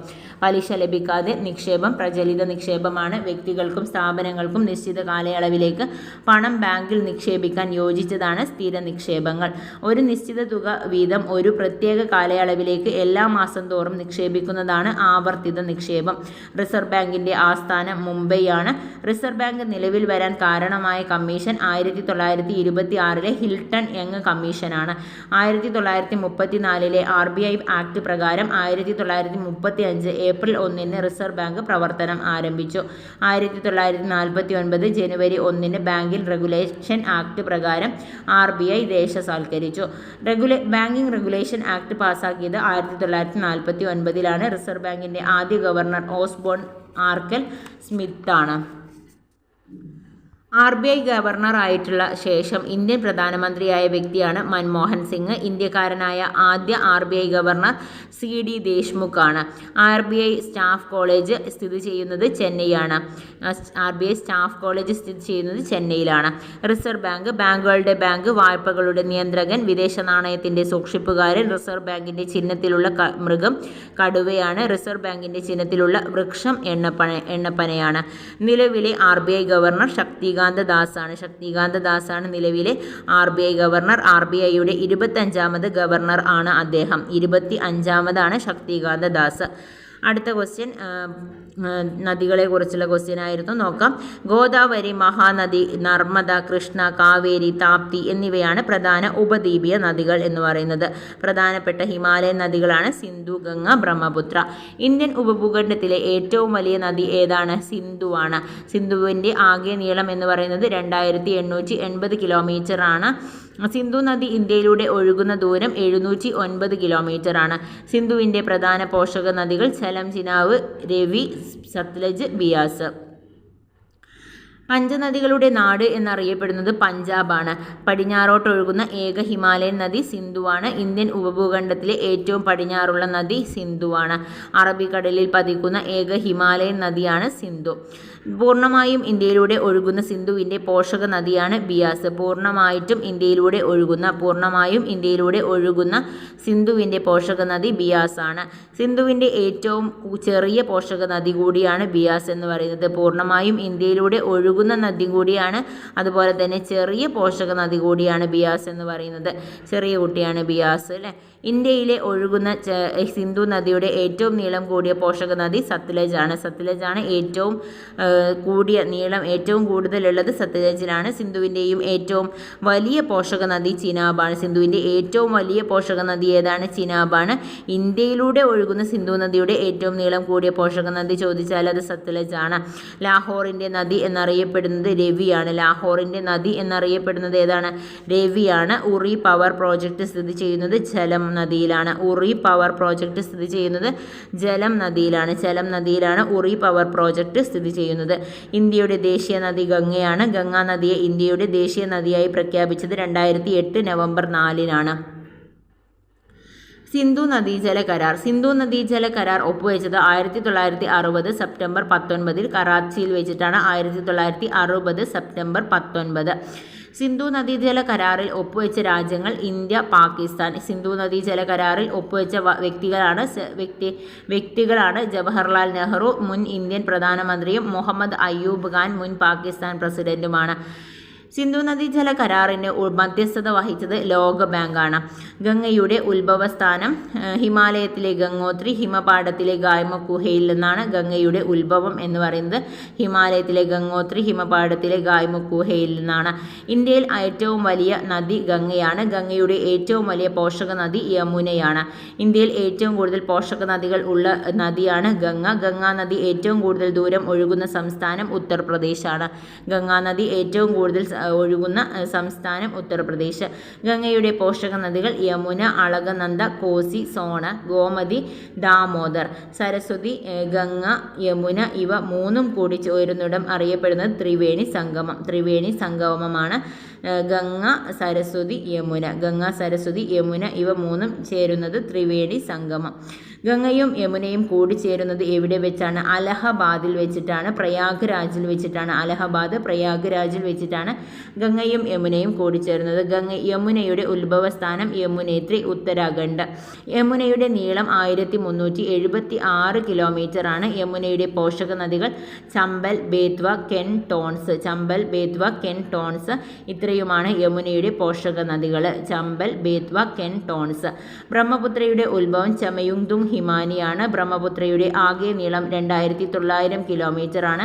ബ്രഹ്മപുത്ര ഇന്ത്യയിലൂടെ ഒഴുകുന്ന ദൂരം 916 കിലോമീറ്റർ ആണ്. 916 സ്വർണ്ണമാണെന്ന് ഓർത്ത് വെച്ചാൽ മതി. 916. ഇനി 725 കിലോമീറ്റർ എന്നും ഔദ്യോഗിക രേഖകളിൽ പരാമർശിക്കപ്പെടുന്നുണ്ട്. അതൊന്നും നോട്ട് ചെയ്യുക.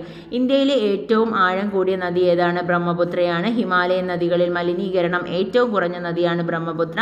ബ്രഹ്മപുത്രയുടെ പോഷക നദികൾ കമോങ്, ധനുശ്രീ, തീസ്റ്റ, ലോഹിത്, ദിബാങ്, മാനസ്, സുബൻസിരി. ബ്രഹ്മപുത്രയുടെ പതനസ്ഥാനം ബംഗാൾ ഉൾക്കടലാണ്. ഉപദ്വീപീയ നദികളിൽ പടിഞ്ഞാറോട്ട് ഒഴുകുന്ന ഏറ്റവും വലിയ നദിയാണ് നർമ്മദ. നർമ്മദയുടെ ഉത്ഭവസ്ഥാനം അമർകണ്ടക് പീഠഭൂമിയിലെ മൈക്കല നിരകളാണ്. ഭ്രംശതാഴ്വരകളിലൂടെ ഒഴുകുന്ന ഇന്ത്യയിലെ ഏറ്റവും വലിയ നദി നർമ്മദയാണ്. വിന്ധ്യ സത്പുര പർവ്വതങ്ങൾക്കിടയിലൂടെ ഒഴുകുന്ന നദി നർമ്മദയാണ്. ഇന്ത്യയിലെ വടക്കേ ഇന്ത്യ എന്നും തെക്കേ ഇന്ത്യ എന്നും രണ്ടായി തിരിച്ചിരിക്കുന്ന നദിയാണ് നർമ്മദ. നർമ്മദയുടെ പ്രധാന പോഷക നദികളാണ് ഷേർ, താവ, ഹിരൺ എന്നിവ നർമ്മദയുടെ പ്രധാന പോഷക നദികളാണ്. നർമ്മദയുടെ പോഷക നദികൾ ഏതാണ്? ഷേർ, താവ, ഹിരൺ എന്നിവയാണ് നർമ്മദയുടെ പ്രധാന പോഷക നദികൾ. സർദാർ സരോവർ പദ്ധതി നിലനിൽക്കുന്ന നദിയാണ് നർമ്മദ. സർദാർ സരോവർ പദ്ധതി നിലനിൽക്കുന്നത് നർമ്മദയിലാണ്, ഗുജറാത്തിൽ. ഇന്ത്യയിലെ ഏറ്റവും കൂടുതൽ ഡാമുകൾ നിർമ്മിക്കപ്പെട്ടിട്ടുള്ള നദി ഏതാണെന്ന് ചോദിച്ചാൽ അത് നർമ്മദയാണ്. സർദാർ സരോവർ പദ്ധതിക്കെതിരെ പ്രക്ഷോഭം നയിച്ച പരിസ്ഥിതി സംഘടനയാണ് നർമ്മദ ബച്ചാവോ ആന്തോളൻ. ഉപദ്വീപീയൻ നദികളിൽ പടിഞ്ഞാറോട്ടൊഴുകുന്ന ഏറ്റവും വലിയ രണ്ടാമത്തെ നദിയാണ് താപ്തി നദി. താപ്തി നദി സ്ഥിതി ചെയ്യുന്ന പ്രധാന ജലവൈദ്യുത പദ്ധതിയാണ് കാക്രാപാറ ഉക്കായി എന്ന് പറയുന്നത്. ഉപദ്വീപീയ നദികളിൽ കിഴക്കോട്ടൊഴുകുന്ന പ്രധാന നദികളാണ് മഹാനദി, ഗോദാവരി, കൃഷ്ണ, കാവേരി. മഹാനദിയുടെ നീളം 857 കിലോമീറ്ററാണ്. മഹാനദിയുടെ പോഷക നദികൾ ഇബ്, ടെല്ല്, ഷിയോനാഥ്. മഹാനദിയുടെ പോഷക നദികളാണ് ഇബ്, ടെല്ല്, ഷിയോനാഥ്. മഹാനദിയുടെ ഏറ്റവും വലിയ പോഷക നദി ഷിയോനാഥാണ്. ഇന്ത്യയിലെ സ്വകാര്യവൽക്കരിക്കപ്പെട്ട ആദ്യ നദിയാണ് ഷിയോനാഥ്. ഇന്ത്യയിലെ ഉപദ്വീപീയ നദികളിൽ ഏറ്റവും നീളം കൂടിയ നദി ഗോദാവരിയാണ്. ഇന്ത്യയിലെ ഏറ്റവും നീളം കൂടിയ രണ്ടാമത്തെ നദി ഗോദാവരി. ഗോദാവരിയുടെ പ്രധാന പോഷക നദികൾ മഞ്ചീര, പെൻഗംഗ, വർധ, ഇന്ദ്രാവതി, ശബരി, പൂർണ്ണ, പ്രാണഹിത. മഞ്ചീര, പെൻഗംഗ, ഇന്ദ്രാവതി, വർധ, ഇന്ദ്രാവതി, ശബരി, പൂർണ്ണ, പ്രാണഹിത. ഉപദ്വീപീയ നദികളിൽ വലിപ്പത്തിൽ രണ്ടാം സ്ഥാനത്തുള്ള നദി കൃഷ്ണയാണ്. ഉപദ്വീപീയ നദികളിൽ വലിപ്പത്തിൽ രണ്ടാം സ്ഥാനത്തുള്ള നദി കൃഷ്ണയാണ്. കൃഷ്ണയുടെ പ്രധാന പോഷക നദികളാണ് കൊയ്ന, ഭീമ, തുംഗഭദ്ര, മാലപ്രഭ, മുസി. കൊയ്ന, ഭീമ, തുംഗഭദ്ര, മാലപ്രഭ, മുസി. കൊയ്ന, ഭീമ, തുംഗഭദ്ര, മാലപ്രഭ, മുസി. കൃഷ്ണ നദിയിൽ സ്ഥിതി ചെയ്യുന്ന പ്രധാന ഡാമാണ് അൽമാട്ടി ഡാമാണ്. അൽമാട്ടി ഡാം കൃഷ്ണയിലാണ്. കാവേരി നദിയുടെ പ്രധാന പോഷക നദികളാണ് കബനി, അമരാവതി, അർക്കാവതി. കബനി, അമരാവതി, അർക്കാവതി കാവേരിയുടെ പ്രധാന പോഷക നദികളാണ്. കാവേരി നദിയിൽ പ്രധാന വെള്ളച്ചാട്ടങ്ങൾ ശിവസമുദ്രം, ഹൊഗനക്കൽ എന്നിവയാണ് കാവേരി നദിയിലെ പ്രധാന വെള്ളച്ചാട്ടങ്ങൾ. ഇന്ത്യയിലെ ആദ്യമായി അണക്കെട്ട് നിർമ്മിക്കപ്പെട്ട നദി കാവേരിയാണ്. കാവേരി നദിയിലെ ആദ്യ അണക്കെട്ടിൻ്റെ ഇപ്പോഴത്തെ പേര് ഗ്രാൻഡ് അണക്കെട്ട്. നദികളും അപരനാമങ്ങളും നോക്കാം. ബംഗാളിൻ്റെ ദുഃഖം ദാമോദറാണ്. ബംഗാളിൻ്റെ ദുഃഖം എന്താണ്? ദാമോദറാണ്. ബംഗാളിൻ്റെ ദുഃഖം ദാമോദർ. ബീഹാറിൻ്റെ ദുഃഖം കോസി. ബീഹാറിൻ്റെ ദുഃഖം കോസി. ഒഡീഷയുടെ ദുഃഖം മഹാനദിയാണ്. ഒഡീഷയുടെ ദുഃഖം മഹാനദി. ചുവന്ന നദി ബ്രഹ്മപുത്ര. വൃദ്ധഗംഗ ഗോദാവരിയാണ്. വൃദ്ധഗംഗ ഗോദാവരി. പാതാളഗംഗ കൃഷ്ണയാണ്. അർദ്ധഗംഗ കൃഷ്ണയാണ്. ഗോവയുടെ ജീവരേഖ മണ്ഡോവിയാണ്. സിക്കിമിൻ്റെ ജീവരേഖ ടീസ്റ്റയാണ്. ഇനി ഒറ്റ നോട്ടത്തിൽ നമുക്ക് നദികളൊന്ന് നോക്കാം. നദികൾ സിന്ധു ആണ്. ടിബറ്റിലെ മാനസ സരോവർ തടാകത്തിൽ നിന്നുമാണ് ഉത്ഭവം. 2880 കിലോമീറ്ററാണ്. പോഷക നദി ജലം, രവി, ബിയാസ്, സത്ലജ്, സത്ലജ്, ചിനാബ്. ഇനി അറബിക്കടലിലാണ് പതനസ്ഥാനം. ഗംഗയാണ് അടുത്ത നദി. ഗംഗോത്രി ഹിമാനിയിലെ ഗായ്മുഖ് ഗുഹയിൽ നിന്നാണ് ഉത്ഭവം. 2500 എന്നാണ് ഇവിടെ കൊടുത്തിട്ടുള്ളത്. 25 ആണ് കേട്ടോ ശരിക്കുള്ളത്. ഇനി പോഷക നദി ചോദിച്ചാൽ യമുന, സോണ്, ദാമോദർ, കോസി. യമുന, സോണ്, ദാമോദർ, കോസി. ബംഗാൾ ഉൾക്കടലിലാണ് പതനം നടക്കുന്നത്. ഇനി ബ്രഹ്മപുത്ര ടിബറ്റിലെ ചമയുങ്തുങ് ഹിമാനിയിൽ നിന്നുമാണ് ഉത്ഭവിക്കുന്നത്. 2900 കിലോമീറ്ററാണ്. ഇതിൻ്റെ നീളങ്ങളൊക്കെ ഏകദേശം തെറ്റുണ്ടെന്ന് തോന്നുന്നുണ്ട് ഈ ഒരു ബുക്കിൽ. ടീസ്റ്റ, ലോഹിത്, മാനസ്, സുബൻസിരി എല്ലാം ബ്രഹ്മപുത്രയുടെ പോഷക നദികളാണ്. ബംഗാൾ ഉൾക്കടലിലാണ് പതിക്കുന്നത്. മഹാനദി മൈക്കല നിരകളാണ് കേട്ടോ. മൈക്കല നിരകളാണ് മഹാനദിയുടേത്. മൈക്കല നിരകളിൽ നിന്നും മധ്യപ്രദേശിലെ മൈക്കല നിരകളിൽ നിന്നുമാണ് മഹാനദി ഉത്ഭവിക്കുന്നത്. 857 കിലോമീറ്ററാണ്. ഇബ്, ടെല്ല്, ഷിയോനാഥാണ് മഹാനദിയുടെ പോഷക നദികൾ. ബംഗാൾ ഉൾക്കടലിലാണ് പതനം. ഇനി അടുത്തത് ഗോദാവരിയാണ്. പശ്ചിമഘട്ടമാണ്. ഗോദാവരി പശ്ചിമഘട്ടം മഹാരാഷ്ട്രയിലെ നാസിക് ജില്ലയിൽ നിന്നുമാണ്. 1465 കിലോമീറ്ററാണ്. ഇന്ദ്രാവതി, ശബരി. ഗോദാവരിയുടെ ഇന്ദ്രാവതി, ശബരി ബംഗാൾ ഉൾക്കടലിലാണ് പതിക്കുന്നത്. ഇനി കൃഷ്ണ പശ്ചിമഘട്ടം മഹാരാഷ്ട്രയിലെ മഹാബലേശ്വർ കുന്നുകളിൽ നിന്നാണ് കൃഷ്ണ ഉത്ഭവിക്കുന്നത്. പശ്ചിമഘട്ടത്തിലെ ബലേശ്വർ കുന്നുകളിൽ നിന്ന്. 1400 കിലോമീറ്ററാണ്. ഭീമ, തുംഗഭദ്ര കൃഷ്ണയുടെ പോഷക നദികളാണ്. ഭീമയും തുംഗഭദ്രയും ബംഗാൾ ഉൾക്കടലിലാണ് പതിക്കുന്നത്. കാവേരി പശ്ചിമഘട്ടത്തിലെ ബ്രഹ്മഗിരി നിരകളിൽ നിന്നും ഉത്ഭവിക്കുന്നു. 800 കിലോമീറ്ററാണ്. കബനി, അമരാവതിയാണ് പോഷക നദികൾ. ബംഗാൾ ഉൾക്കടലിലാണ് പതനം. നർമ്മദ മൈക്കല നിരകളിൽ നിന്നും ഉത്ഭവിക്കുന്നു. 1312 കിലോമീറ്ററാണ്. ഹിരൺ ബഞ്ചാനാണ് പോഷക നദികൾ. അറബിക്കടലിലാണ് പതിക്കുന്നത്. താപ്തി ആണെങ്കിൽ മുൻതായ് പീഠഭൂമിയിൽ നിന്നും ഉത്ഭവിക്കുന്നു. 724 കിലോമീറ്ററാണ്. ആനർ, ഗിർ ഹിർണയാണ്. പോഷക നദികൾ അറബിക്കടലിലാണ് പതിക്കുന്നത്. അടുത്ത ക്വസ്റ്റ്യൻ നോക്കാം. മിനി കോൺസ്റ്റിറ്റ്യൂഷൻ എന്നറിയപ്പെടുന്ന ഭരണഘടനാ ഭേദഗതി ഏതാണെന്ന് ചോദിച്ചാൽ അത് 42ാം ഭേദഗതിയാണ്. 1976 വന്നിട്ടുള്ള 42ാം ഭേദഗതിയാണ് മിനി കോൺസ്റ്റിറ്റ്യൂഷൻ എന്നറിയപ്പെടുന്നത്. ഏത് കമ്മിറ്റി ശുപാർശ പ്രകാരമാണ് 42ാം ഭേദഗതി വരുത്തിയത്? സ്വരൺ സിംഗ് കമ്മിറ്റിയാണ്. സ്വരൺ സിംഗ് കമ്മിറ്റി പ്രകാരമാണ്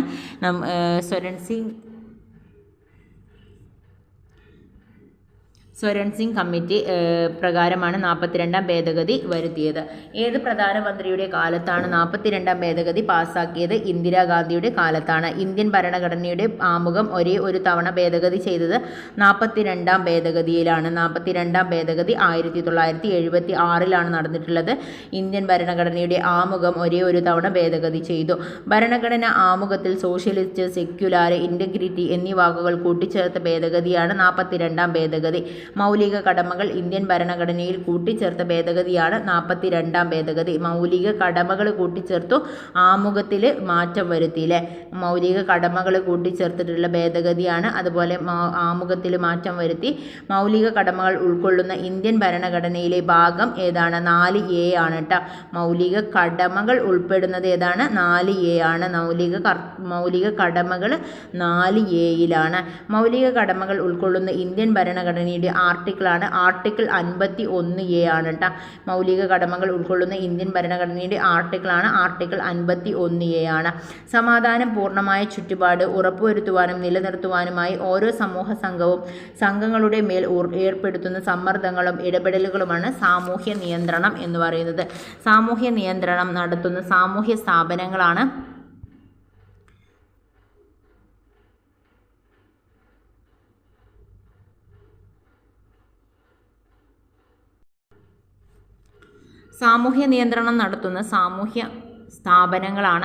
സാമൂഹ്യ നിയന്ത്രണം നടത്തുന്ന സാമൂഹ്യ സ്ഥാപനങ്ങളാണ് കുടുംബം, മതം, വിദ്യാലയം, സാമ്പത്തിക രാഷ്ട്രീയ സ്ഥാപനങ്ങൾ.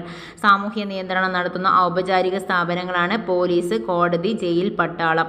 അർദ്ധ സംഘങ്ങൾക്ക് ഉദാഹരണം ആളുകളുടെ കൂട്ടം. അനൗപചാരിക സാമൂഹിക നിയന്ത്രണങ്ങളുടെ കൂട്ടത്തിൽ പെടാത്തത് നിയമങ്ങളാണ്. അനൗപചാരിക സാമൂഹിക നിയന്ത്രണങ്ങളുടെ കൂട്ടത്തിൽ പെടാത്തത് നിയമങ്ങൾ. സാമൂഹ്യ നിയന്ത്രണത്തിൻ്റെ ലക്ഷ്യങ്ങളിൽ സമൂഹക്ഷേമം നിലനിർത്തുക, സാമൂഹ്യ ഐക്യം സ്ഥാപിക്കുക, വ്യക്തികളുടെ പെരുമാറ്റ നിയന്ത്രണം, സാംസ്കാരിക പൊരുത്തക്കേടുകൾ തടയുക. ആചാരത്തിൻ്റെ നാട്ടുനടപ്പുകൾ, വിശ്വാസങ്ങൾ, പാരമ്പര്യങ്ങൾ എന്നിവ ഏത് തരം സാമൂഹ്യ നിയന്ത്രണവുമായി ബന്ധപ്പെട്ടിരിക്കുന്നു? അനൗപചാരിക സാമൂഹ്യ നിയന്ത്രണം. അടുത്തത് ക്വസ്റ്റ്യൻ സ്റ്റെല്ലേറിയം എന്നായിരുന്നു. അതിൻ്റെ ആൻസർ നോക്കാം നമുക്ക്. ആകാശ കാഴ്ചകൾ കമ്പ്യൂട്ടറിൽ ചിത്രീകരിക്കുന്നതിനുള്ള സോഫ്റ്റ്വെയറാണ് സ്റ്റെല്ലേറിയം. ആകാശ കാഴ്ചകൾ കമ്പ്യൂട്ടറിൽ ചിത്രീകരിക്കുന്നതിനുള്ള സോഫ്റ്റ്വെയറാണ് സ്റ്റെല്ലേറിയം. സ്റ്റെല്ലേറിയം സോഫ്റ്റ്വെയർ തുറക്കുന്ന ഘട്ടം application science Stellarium. Colour paint software ഉപയോഗപ്പെടുത്തുന്നത് ചിത്രം വരയ്ക്കുന്നതിനാണ്. കളർ പെയിൻറ്റിന് സമാനമായ മറ്റൊരു സോഫ്റ്റ്വെയറാണ് ടെക്സ്റ്റ് പെയിൻറ്. ആശയഭൂപടം പോലുള്ള ചിത്രങ്ങൾ വരയ്ക്കാൻ സഹായിക്കുന്ന സോഫ്റ്റ്വെയറാണ് ലിബർ ഓഫീസ് ഡ്രോ എന്ന് പറയുന്നത്. ജാമിതീയ രൂപങ്ങൾ വരയ്ക്കുന്നതിനും അവയുടെ പ്രത്യേകതകൾ നിരീക്ഷിക്കുന്നതിനുമുള്ള സ്വതന്ത്ര ഇൻ്ററാക്റ്റീവ് സോഫ്റ്റ്വെയറാണ് ജിയോജിബ്ര. സാമൂഹ്യ സംഘങ്ങളുടെ സാമൂഹ്യ നിയന്ത്രണവും. സാമൂഹ്യ സംഘങ്ങൾ പ്രാഥമിക സംഘം, സാമൂഹിക നിയന്ത്രണം ദ്വിതീയ സംഘം. അതിൽ തന്നെ സാമൂഹ്യ നിയന്ത്രണത്തിൽ അനൗപചാരിക നിയന്ത്രണവും ഔപചാരിക നിയന്ത്രണവും ഉണ്ട്. അനൗപചാരിക നിയന്ത്രണത്തിലെ ആചാരങ്ങൾ, പാരമ്പര്യങ്ങൾ, നാട്ടുനടപ്പുകൾ എന്നിവയാണ്. ഔപചാരിക നിയന്ത്രണം നിയമം, പോലീസ്, വിദ്യാഭ്യാസം, കോടതി, ജയിൽ എന്നിവയാണ്. ഡിജിറ്റൽ ചിത്രങ്ങളും ഫോട്ടോഗ്രാഫുകളും എഡിറ്റ് ചെയ്യാൻ ഉപയോഗിക്കുന്ന ഒരു ഗ്രാഫിക് എഡിറ്റർ സോഫ്റ്റ്വെയറാണ് ജിംബ് എന്ന് പറയുന്നത്. ജിംബ്. ഇമേജിംഗ് എഡിറ്റിംഗ് സോഫ്റ്റ്വെയറുകളാണ് GIMP, Photoshop, Krita, Picasa, image magic, GIMP, Photoshop, Krita, Picasa. GIMP, Photoshop, Krita, Picasa, image magic ഒക്കെ ഇമേജ് എഡിറ്റിംഗ് സോഫ്റ്റ്വെയറുകളാണ്. ഇനി കേരള പഴയ IT അറ്റ് സ്കൂൾ പദ്ധതി 2017 ഓഗസ്റ്റിൽ അതിൻ്റെ പ്രവർത്തനങ്ങളുടെ വ്യാപ്തി വർദ്ധിപ്പിക്കുന്നതിനായിട്ട് രൂപാന്തരപ്പെട്ടതാണ് കൈറ്റ് എന്ന് പറയുന്നത്. Kerala infrastructure and technology for education, KITE. Kerala വിദ്യാഭ്യാസ വകുപ്പിൻ്റെ കീഴിലെ ആദ്യത്തെ സ്പെഷ്യൽ പർപ്പസ് വെഹിക്കിൾ കമ്പനിയാണ് കൈറ്റ് എന്ന് പറയുന്നത്. സംസ്ഥാനത്തെ 1 മുതൽ 12ാം ക്ലാസ് വരെയുള്ള വിദ്യാർത്ഥികളുടെയും അധ്യാപകരുടെയും വിവരങ്ങൾ ഉൾപ്പെടുത്തിയ ഓൺലൈൻ സംവിധാനം സമ്പൂർണ്ണയാണ്. 1 മുതൽ 12 വരെയുള്ള ക്ലാസ്സുകളിലെ പഠനത്തിന് ആവശ്യമായിട്ടുള്ള റിസോഴ്സുകൾ ഉൾപ്പെടുത്തിയ കൈറ്റ് വികസിപ്പിച്ച ഈ പോർട്ടലാണ് സമഗ്ര എന്ന് പറയുന്നത്. സമഗ്ര. അടുത്ത് നോക്കാം. അതിസങ്കീർണമായിട്ടുള്ള ജോലികൾ ചെയ്യാൻ ഉപയോഗിക്കുന്ന അതിവേഗവും മികച്ച പ്രോസസ്സിംഗ് ശേഷിയുമുള്ള കമ്പ്യൂട്ടറാണ് സൂപ്പർ കമ്പ്യൂട്ടർ. സൂപ്പർ കമ്പ്യൂട്ടറിൻ്റെ പ്രോസസ്സിംഗ് സ്പീഡ് അളക്കുന്ന യൂണിറ്റ് ഫ്ലോപ്സ് ആണ്. സൂപ്പർ കമ്പ്യൂട്ടറിൻ്റെ പ്രോസസ്സിംഗ് സ്പീഡ് അളക്കുന്ന യൂണിറ്റാണ് ഫ്ലോപ്സ്. ലോകത്തിലെ ആദ്യ സൂപ്പർ കമ്പ്യൂട്ടർ CDC 6600 ആണ്. ഇന്ത്യയുടെ ആദ്യത്തെ സൂപ്പർ കമ്പ്യൂട്ടർ പരം 8000 ആണ്. ഇന്ത്യയിലെ ഏറ്റവും വേഗതയേറിയ സൂപ്പർ കമ്പ്യൂട്ടറാണ് പരം സിദ്ധി AI ആണ്. സൂപ്പർ കമ്പ്യൂട്ടറിൻ്റെ പിതാവ് സീമോർ ക്രേ ആണ്. സൂപ്പർ കമ്പ്യൂട്ടറിൻ്റെ പിതാവ് സീമോർ ക്രേ ആണ്. ഇന്ത്യൻ സൂപ്പർ കമ്പ്യൂട്ടറിൻ്റെ പിതാവ് വിജയ് P പട്കർ ആണ്.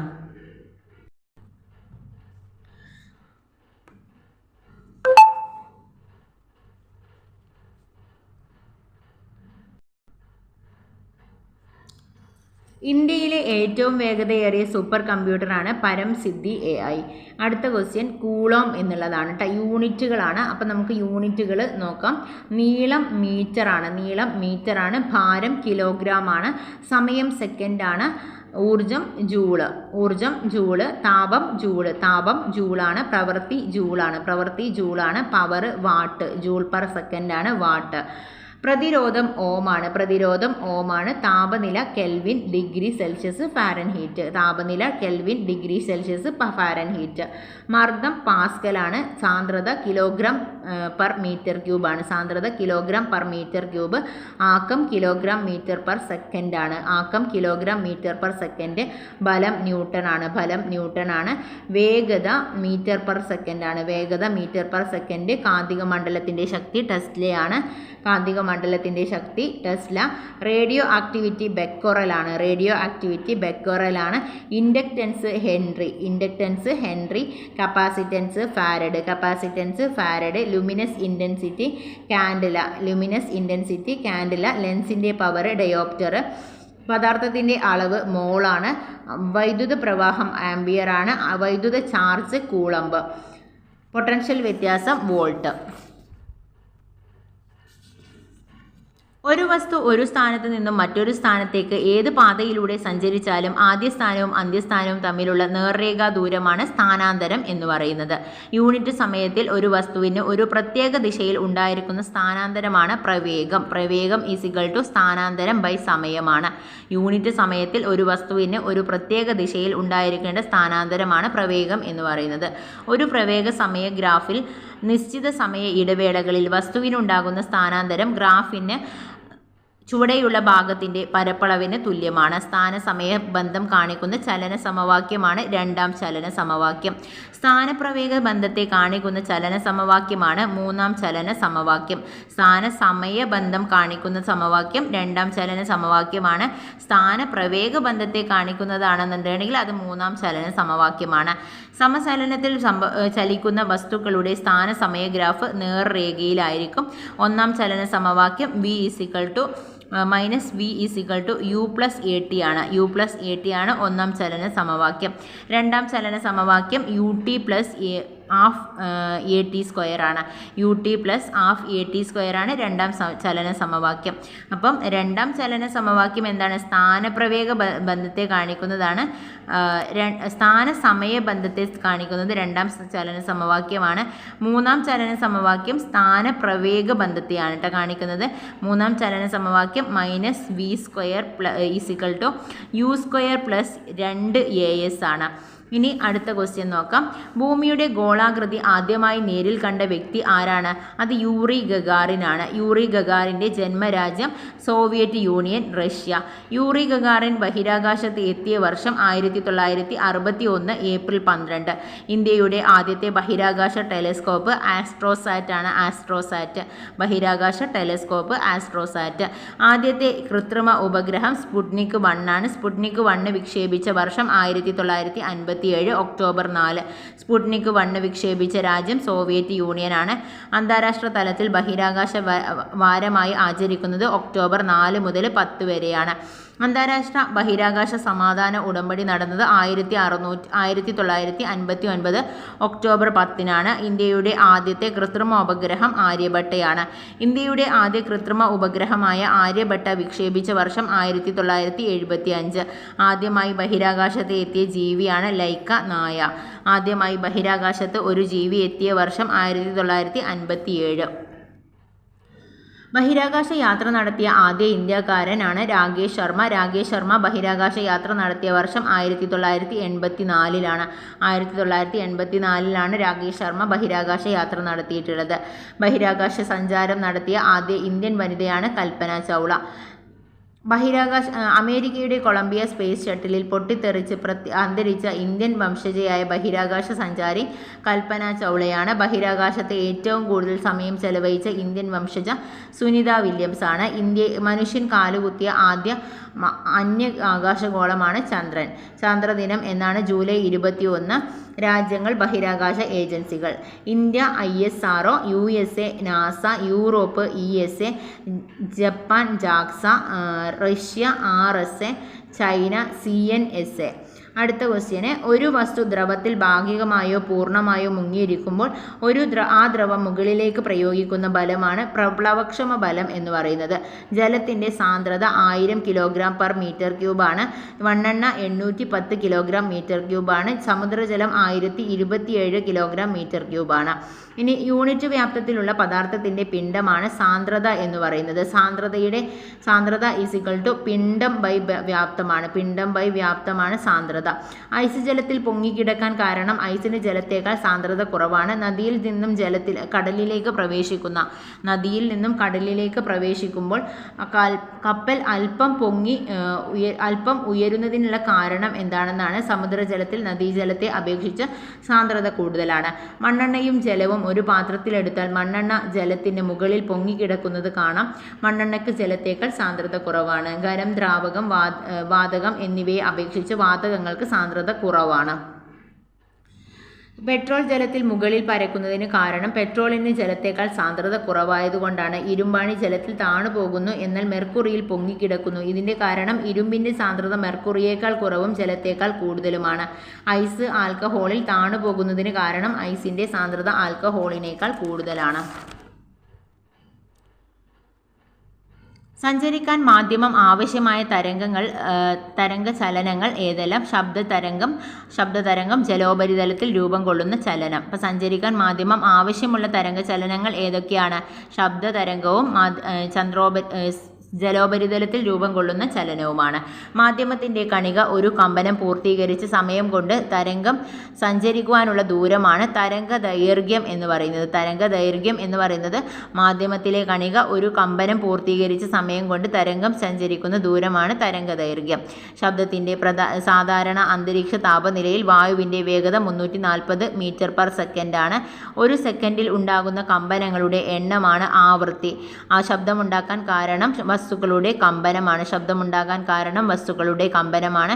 ശബ്ദതരംഗം ഏത് തരം തരംഗത്തിന് ഉദാഹരണമാണ്? അനുദൈർഘ്യ തരംഗത്തിന് ഉദാഹരണമാണ്. ശബ്ദതരംഗം ഏത് തരംഗത്തിന് ഉദാഹരണമാണ്? അനുദൈർഘ്യ തരംഗത്തിന് ഉദാഹരണമാണ്.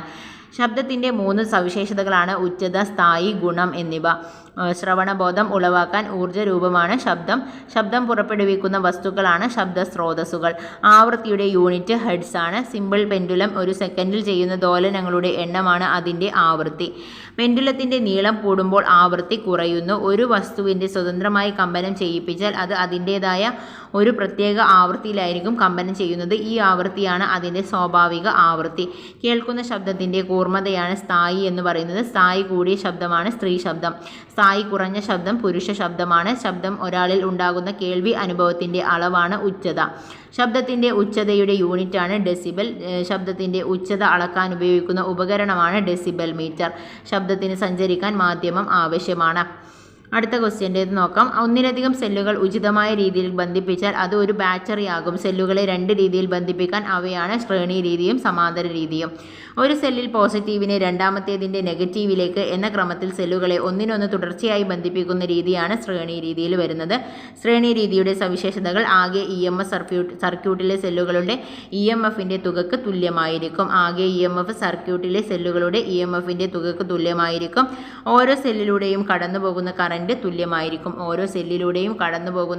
തുല്യമായിരിക്കും. സർക്യൂട്ടിൽ ബാറ്ററി ഉളവാക്കുന്ന ആന്തര പ്രതിരോധം കൂടുന്നു. ആന്തര പ്രതിരോധം എന്താണ് ചെയ്യുന്നത്? കൂടുകയാണ് ചെയ്യുന്നത്. സർക്യൂട്ടിൽ ബാറ്ററി ഉളവാക്കുന്ന ആന്തര പ്രതിരോധം കൂടുന്നു. ഉയർന്ന വോൾട്ടതയിൽ ബാഹ്യ സർക്യൂട്ടിലെ കറന്റ് വർദ്ധിപ്പിക്കുന്നു. സെല്ലുകളുടെ സമാന ധ്രുവങ്ങൾ പരസ്പരം ബന്ധിപ്പിക്കുന്ന രീതിയാണ് സമാന്തര രീതി. സമാന്തര രീതിയുടെ സവിശേഷതകൾ: ഒരേ EMFിലുള്ള സെല്ലുകളാണെങ്കിൽ ആകെ EMF സർക്യൂട്ടിലെ ഒരു സെല്ലിൻ്റെ EMFന് തുല്യമായിരിക്കും. അപ്പം ശ്രേണി രീതിയിലാണെന്നുണ്ടെങ്കിൽ ആകെ എത്ര ഇതുണ്ടോ ആകെ EMF സർക്യൂട്ടിലെ സെല്ലുകളുടെ EMFൻ്റെ തുകയ്ക്ക് തുല്യമാണ്. എന്നാൽ ഒരേ EMFിലുള്ള സെല്ലുകളാണെങ്കിൽ ഈ സമാന്തര രീതിയിൽ ആകെ EMF സർക്യൂട്ടിലെ ഒരു സെല്ലിൻ്റെ EMFന് തുല്യമായിരിക്കും. സർക്യൂട്ടിലെ ആകെ കറന്റ് സെല്ലുകളുടെ വിഭജിച്ച് പ്രവഹിക്കുന്നു. സർക്യൂട്ടിലെ ആന്തര പ്രതിരോധം വളരെ കുറവായിരിക്കും. ആന്തര പ്രതിരോധം കൂടുതലായിട്ടുള്ളത് ഏതാണ്? ശ്രേണി രീതിയിലാണ്. അത് ഓർത്തു വെക്കുക. ആന്തര പ്രതിരോധം കൂടുതലുള്ളത് ഏതാണ്? ഉയർന്ന അപ്പോൾ സർക്യൂട്ടിൽ ബാറ്ററി ഉളവാക്കുന്ന ആന്തര പ്രതിരോധം കൂടുന്നു എന്ന് പറയുന്നത് ശ്രേണി രീതിയിലാണെങ്കിൽ, സർക്യൂട്ടിലെ ആന്തര പ്രതിരോധം വളരെ കുറവാണ് എന്ന് പറയുന്നത് സമാന്തര രീതിയിലാണ്. കുറഞ്ഞ വോൾട്ടതയിൽ കൂടുതൽ സമയം കൂടുതൽ കറന്റ് ലഭ്യമാക്കാൻ സാധിക്കുന്നു. കുറഞ്ഞ വോൾട്ടയിൽ എന്ത് ചെയ്യുന്നു? കൂടുതൽ സമയം കൂടുതൽ കറന്റ് ലഭ്യമാക്കുന്നു. ഒരു സെല്ലിൻ്റെ EMF അളക്കുന്ന യൂണിറ്റ് വോൾട്ടാണ്. പൊട്ടൻഷ്യൽ വ്യത്യാസം EMFും അളക്കുന്നതിനുള്ള ഉപകരണമാണ് വോൾട്ട് മീറ്റർ. ഒരു സർക്യൂട്ടിൽ വോൾട്ട് മീറ്റർ ഘടിപ്പിക്കുമ്പോൾ വോൾട്ട് മീറ്റർ പോസിറ്റീവ് ടെർമിനലിനെയും സെല്ലിൻ്റെ പോസിറ്റീവ് ഭാഗത്തെയും നെഗറ്റീവ് ടെർമിനലിൻ്റെ സെല്ലിൻ്റെ നെഗറ്റീവ് ഭാഗത്തേക്കും ചേർക്കണം. പൊട്ടൻഷ്യൽ വ്യത്യാസം അളക്കേണ്ടതായ ബിന്ദുക്കളെയും വോൾട്ട് മീറ്ററും തമ്മിൽ ഘടിപ്പിക്കേണ്ടത് സമാന്തരമായിട്ടാണ്. പൊട്ടൻഷ്യൽ വ്യത്യാസം അളക്കേണ്ടതായിട്ടുള്ള ബിന്ദുക്കളും വോൾട്ട് മീറ്ററും ഘടിപ്പിക്കേണ്ടത് ഏത് രീതിയിലാണ്? സമാന്തര രീതിയിലാണ്. EMFൻ്റെ ഫലമായി പ്രവർത്തിക്കുന്ന ഉപകരണം ജനറേറ്റർ, ബാറ്ററി, സോളാർ സെല്ല്. ജനറേറ്ററിൻ്റെ ഊർജ്ജമാറ്റം യാന്ത്രികോർജ്ജം വൈദ്യുതോർജ്ജമായി മാറുന്നു. വൈദ്യുത രാസ സെല്ലിലെ ഊർജ്ജ പരിവർത്തനം രാസോർജ്ജം വൈദ്യുതോർജ്ജമായിട്ട് മാറുന്നു. സോളാർ സെല്ലിലെ ഊർജ്ജമാറ്റം പ്രകാശോർജ്ജം വൈദ്യുതോർജ്ജമായി മാറുന്നു. TV റിമോട്ടിൽ സെല്ലുകൾ ഘടിപ്പിച്ച രീതി ശ്രേണി രീതിയിലാണ്. ഘടിപ്പിച്ച രീതി ശ്രേണി രീതിയിലാണ്. 1.5 വോൾട്ട് 4 സെല്ലുകൾ ശ്രേണിയായിട്ട് ബന്ധിപ്പിക്കുമ്പോൾ കിട്ടുന്ന ആകെ വോൾട്ടത 6 വോൾട്ടാണ്. അപ്പോൾ മൊത്തത്തിലാണ് 4 സെല്ലുകളെ ഈ ശ്രേണിയായിട്ട് ബന്ധിപ്പിക്കുമ്പോൾ കിട്ടുന്ന, ശ്രേണിയിലാണെങ്കിൽ മൊത്തം തുക EMFൻ്റെ തുല്യമായിരിക്കും എന്ന് പറഞ്ഞല്ലോ. അപ്പോൾ 6 വോൾട്ടാണ്. Potential വ്യത്യാസത്തിൻ്റെ unit വോൾട്ടാണ്. സർക്യൂട്ടിലെ കറന്റ് ഏത് ദിശയിലേക്കാണ് ഒഴുകുന്നത്? ഇലക്ട്രിക് പൊട്ടൻഷ്യൽ കൂടിയ ഭാഗത്തു നിന്നും കുറഞ്ഞ ഭാഗത്തേക്കാണ് ഒഴുകുന്നത് ഒരു ബിന്ദുവിൽ നിന്നും മറ്റൊരു ബിന്ദുവിലേക്ക് 1 കൂളോം ചാർജ് എത്തിക്കാൻ വേണ്ടി 1 ജൂൾ പ്രവൃത്തി ചെയ്തുവെങ്കിൽ ആ ബിന്ദുക്കൾ തമ്മിലുള്ള പൊട്ടൻഷ്യൽ വ്യത്യാസം എത്ര വോൾട്ടാണ്? 1 വോൾട്ട് ആയിരിക്കും. ഒരു ചാലകത്തിൻ്റെ അഗ്രങ്ങൾക്കിടയിൽ പൊട്ടൻഷ്യൽ വ്യത്യാസം നിലനിർത്തുന്നതിനുള്ള കഴിവാണ് വിദ്യുത് ചാലക ബലം എന്ന് പറയുന്നത്, EMF എന്ന് പറയുന്നത്. അപ്പം ഒരു ചാലകത്തിലെ അഗ്രങ്ങൾക്കിടയിൽ പൊട്ടൻഷ്യൽ വ്യത്യാസം നിലനിർത്തുന്നതിനുള്ള കഴിവിനെയാണ് വിദ്യുത് ചാലകഘട്ടം. ഒരു ബാറ്ററി ഉണ്ടെങ്കിൽ മാത്രമാണല്ലോ, അല്ലെങ്കിൽ ഒരു സെല്ല് ഉണ്ടെങ്കിൽ മാത്രമാണല്ലോ ഒരു വൈദ്യുതി ഉണ്ടാവുള്ളൂ. അപ്പോൾ അതാണ് EMF എന്ന് പറയുന്നത് ഇനി വൈദ്യുത പ്രവാഹത്തിൻ്റെ താപഫലം പ്രയോജനപ്പെടുത്തുന്ന ഉപകരണങ്ങളാണ് വൈദ്യുത താപന ഉപകരണങ്ങൾ. വൈദ്യുതോർജ്ജം താപോർജ്ജമാക്കി മാറ്റുന്ന ഉപകരണങ്ങളാണ് വൈദ്യുത താപന ഉപകരണങ്ങൾ. 4 ഓം 2 ഓം പ്രതിരോധങ്ങളെ ശ്രേണിയായിട്ട് ഘടിപ്പിച്ച് അവയുടെ അഗ്രങ്ങൾക്കിടയിൽ 6 വോൾട്ട് പൊട്ടൻഷ്യൽ വ്യത്യാസം നൽകിയാൽ ലഭിക്കുന്ന കറണ്ട് എത്രയാണ്? 1 A ആയിരിക്കും. 4 വോൾട്ടും 2 വോൾട്ടും പ്രതിരോധങ്ങളെ ശ്രേണിയായിട്ട് ഘടിപ്പിച്ചിട്ട് അവയുടെ അഗ്രങ്ങൾക്കിടയിൽ 6 വോൾട്ട് പൊട്ടൻഷ്യൽ വ്യത്യാസം നൽകിയാൽ ലഭിക്കുന്ന കറണ്ട് എത്രയായിരിക്കും? അത് 1 ആയിരിക്കും ഇനി വൈദ്യുതോർജ്ജം താപോർജ്ജമാക്കി മാറ്റുന്ന ഭാഗമാണ് ഹീറ്റിംഗ് കോയിൽ എന്ന് പറയുന്നത്. വൈദ്യുതോർജ്ജം താപോർജ്ജമാക്കി മാറ്റുന്ന ഭാഗം ഹീറ്റിംഗ് കോയിലാണ്. ഹീറ്റിംഗ് കോയിലുകൾ നിർമ്മിച്ചിരിക്കുന്ന ലോഹസങ്കരം നിക്രോമാണ്. ഏതാണ്? നിക്രോമാണ്. നിക്രോമിൽ അടങ്ങിയ ലോഹങ്ങളാണ് നിക്കൽ, ക്രോമിയം, ഇരുമ്പ്. നിക്രോമിൻ്റെ സവിശേഷതകൾ: ഉയർന്ന റെസിസ്റ്റിവിറ്റി, ഉയർന്ന ദ്രവണാങ്കം, ചുട്ടുപഴുത്ത അവസ്ഥയിൽ ഏറെ നേരം നിലനിൽക്കാനുള്ള കഴിവ്. ഹീറ്റിംഗ് കോയിൽ ഇല്ലാതെ താപം ഉൽപ്പാദിപ്പിക്കുന്ന ഉപകരണങ്ങളാണ് മൈക്രോവേവ് ഓവനും ഇൻഡക്ഷൻ കുക്കറും. ഇൻഡക്ഷൻ കുക്കറിൽ താപം ഉൽപ്പാദിപ്പിക്കുന്നതിനായി പ്രയോജനപ്പെടുത്തുന്ന സാങ്കേതികവിദ്യ എഡ്ഡി കറണ്ടാണ്.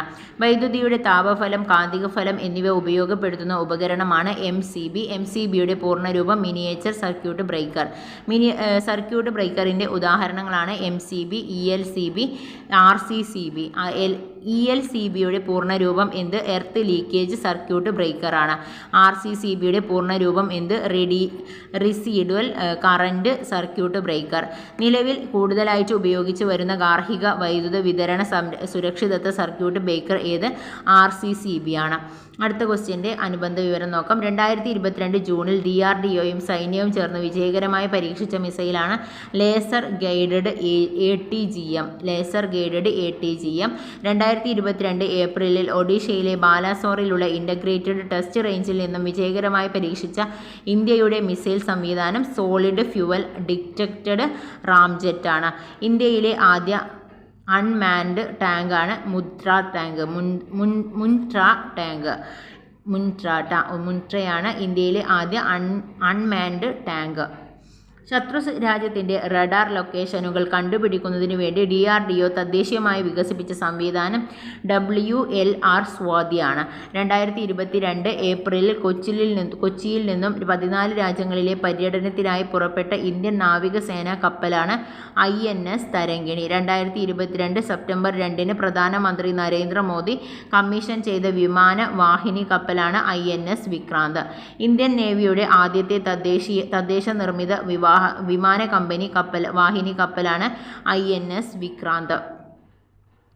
2022 ജൂണിൽ ഫിസിക്കൽ സ്റ്റാമ്പ് പേപ്പറുകൾക്ക് പകരം സ്റ്റാമ്പ് സൗകര്യം ആരംഭിച്ച ഇന്ത്യൻ സംസ്ഥാനം പഞ്ചാബാണ്. UNDPയുമായി സഹകരിച്ച് ഡിക്ര ഡാറ്റ ഇൻ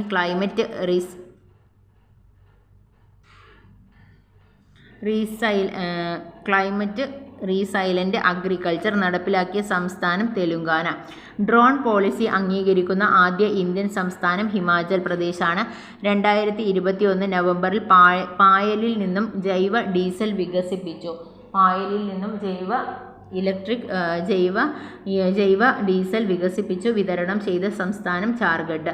NTPC സ്ഥാപിക്കുന്ന ഇന്ത്യയിലെ ഏറ്റവും വലിയ സോളാർ പാർക്ക് നിലവിൽ വരുന്ന സംസ്ഥാനം ഗുജറാത്താണ്. അടുത്ത ക്വസ്റ്റ്യൻ നോക്കാം. ദ്രവ്യത്തിൻ്റെ 2 ഫേസുള്ള മിശ്രിതമാണ് കൊളോയിഡ്. കൊളോയിഡ്. കൊളോയിഡുകൾക്ക് ഉദാഹരണം മഷി, പാല്, മൂടൽമഞ്ഞ്. കൊളോയിഡുകൾ ഭിന്നാത്മക മിശ്രിതങ്ങളാണ്. കൊളോയിഡുകൾ ലീനക്കണികകളുടെ വലിപ്പം യഥാർത്ഥ ലായനികളേക്കാൾ വലുതും സസ്പെൻഷനേക്കാൾ ചെറുതുമാണ്. അതിനാൽ ഈ കണികകൾ പ്രകാശത്തെ വിസരിപ്പിക്കുകയും പ്രകാശപാത ദൃശ്യമാവുകയും ചെയ്യുന്നു. ഒരു മിശ്രിതത്തിൻ്റെ എല്ലാ ഭാഗത്തും ഘടകങ്ങൾ ഒരേ അനുപാതത്തിലാണ് ചേർന്നിരിക്കുന്നതെങ്കിൽ അത്തരം മിശ്രിതമാണ് ഏകാത്മക മിശ്രിതം. ഏകാത്മക മിശ്രിതങ്ങൾക്ക് ഉദാഹരണം പഞ്ചസാര ലായനി, ഉപ്പു ലായനി, വായു, ആഭരണ നിർമ്മാണത്തിന് ഉപയോഗിക്കുന്ന സ്വർണം തുടങ്ങിയവ. ഘടകങ്ങളെ നഗ്നനേത്രം കൊണ്ട് വേർതിരിച്ച് കാണാൻ കഴിയാത്ത മിശ്രിതമാണ് ഏകാത്മക മിശ്രിതം. ഒരു മിശ്രിതത്തിൻ്റെ എല്ലാ ഭാഗത്തും ഘടകങ്ങൾ ഒരേ അനുപാതത്തിലല്ല ചേർന്നിരിക്കുന്നതെങ്കിൽ അത്തരം മിശ്രിതമാണ് ഭിന്നാത്മക മിശ്രിതം. ഭിന്നാത്മക മിശ്രിതത്തിന് ഉദാഹരണമാണ് ഉപ്പും മണലും ചെളിവെള്ളവും മണ്ണെണ്ണയും വെള്ളവും ചേർന്ന മിശ്രിതം.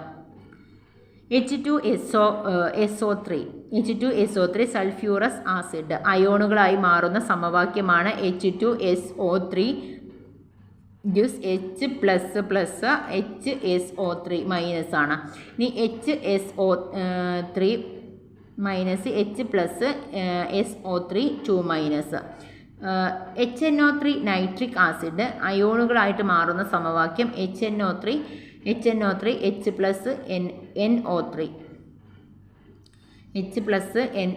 ആണ്.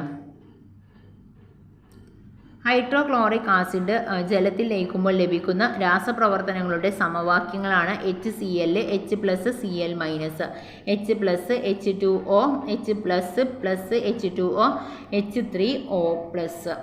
H2SO4 സൾഫ്യൂരിക് ആസിഡിൻ്റെ അയോണീകരണ സമവാക്യം H2SO4 H++HSO4 minus. HSO4 gives H++SO4 2 ആണ്. ഇനി മൂലക വർഗീകരണത്തിനുള്ള സമഗ്രമായ ഉപാധിയാണ് പീരിയോഡിക് ടേബിൾ എന്ന് പറയുന്നത്. മൂലകങ്ങളുടെ വർഗീകരണത്തിൽ തുടക്കം കുറിച്ച ശാസ്ത്രജ്ഞൻ ലാവോസിയാണ്. പീരിയോഡിക് ടേബിളിൻ്റെ പിതാവ് മെൻഡലീവ് ആണ്. എത്ര മൂലകങ്ങളെ ഉൾപ്പെടുത്തിയാണ് മെൻഡലീവ് ആവർത്തന പട്ടിക നിർമ്മിച്ചത്? 63. പീരിയോഡിക് ടേബിളിൻ്റെ പിതാവ് ആരാണ്? മെൻഡലീവ് ആണ്. മൂലകങ്ങളെ വർഗീകരിച്ചതിന് തുടക്കം കുറിച്ചത് ആരാണെന്ന് ചോദിച്ചാൽ അത് ലാവോസിയർ ആണ്. മെൻഡലീവിൻ്റെ മൂലകങ്ങളെ പട്ടികപ്പെടുത്തിയത് എന്തിൻ്റെ അടിസ്ഥാനത്തിലാണ്? ആറ്റോമിക മാസ് കൂടി വരുന്ന ക്രമത്തിലാണ് കേട്ടോ. മെൻഡലീവിൻ്റെ മൂലകങ്ങളെ പട്ടികപ്പെടുത്തിയത് ആറ്റോമിക മാസ് കൂടി വരുന്ന ക്രമത്തിലാണ്.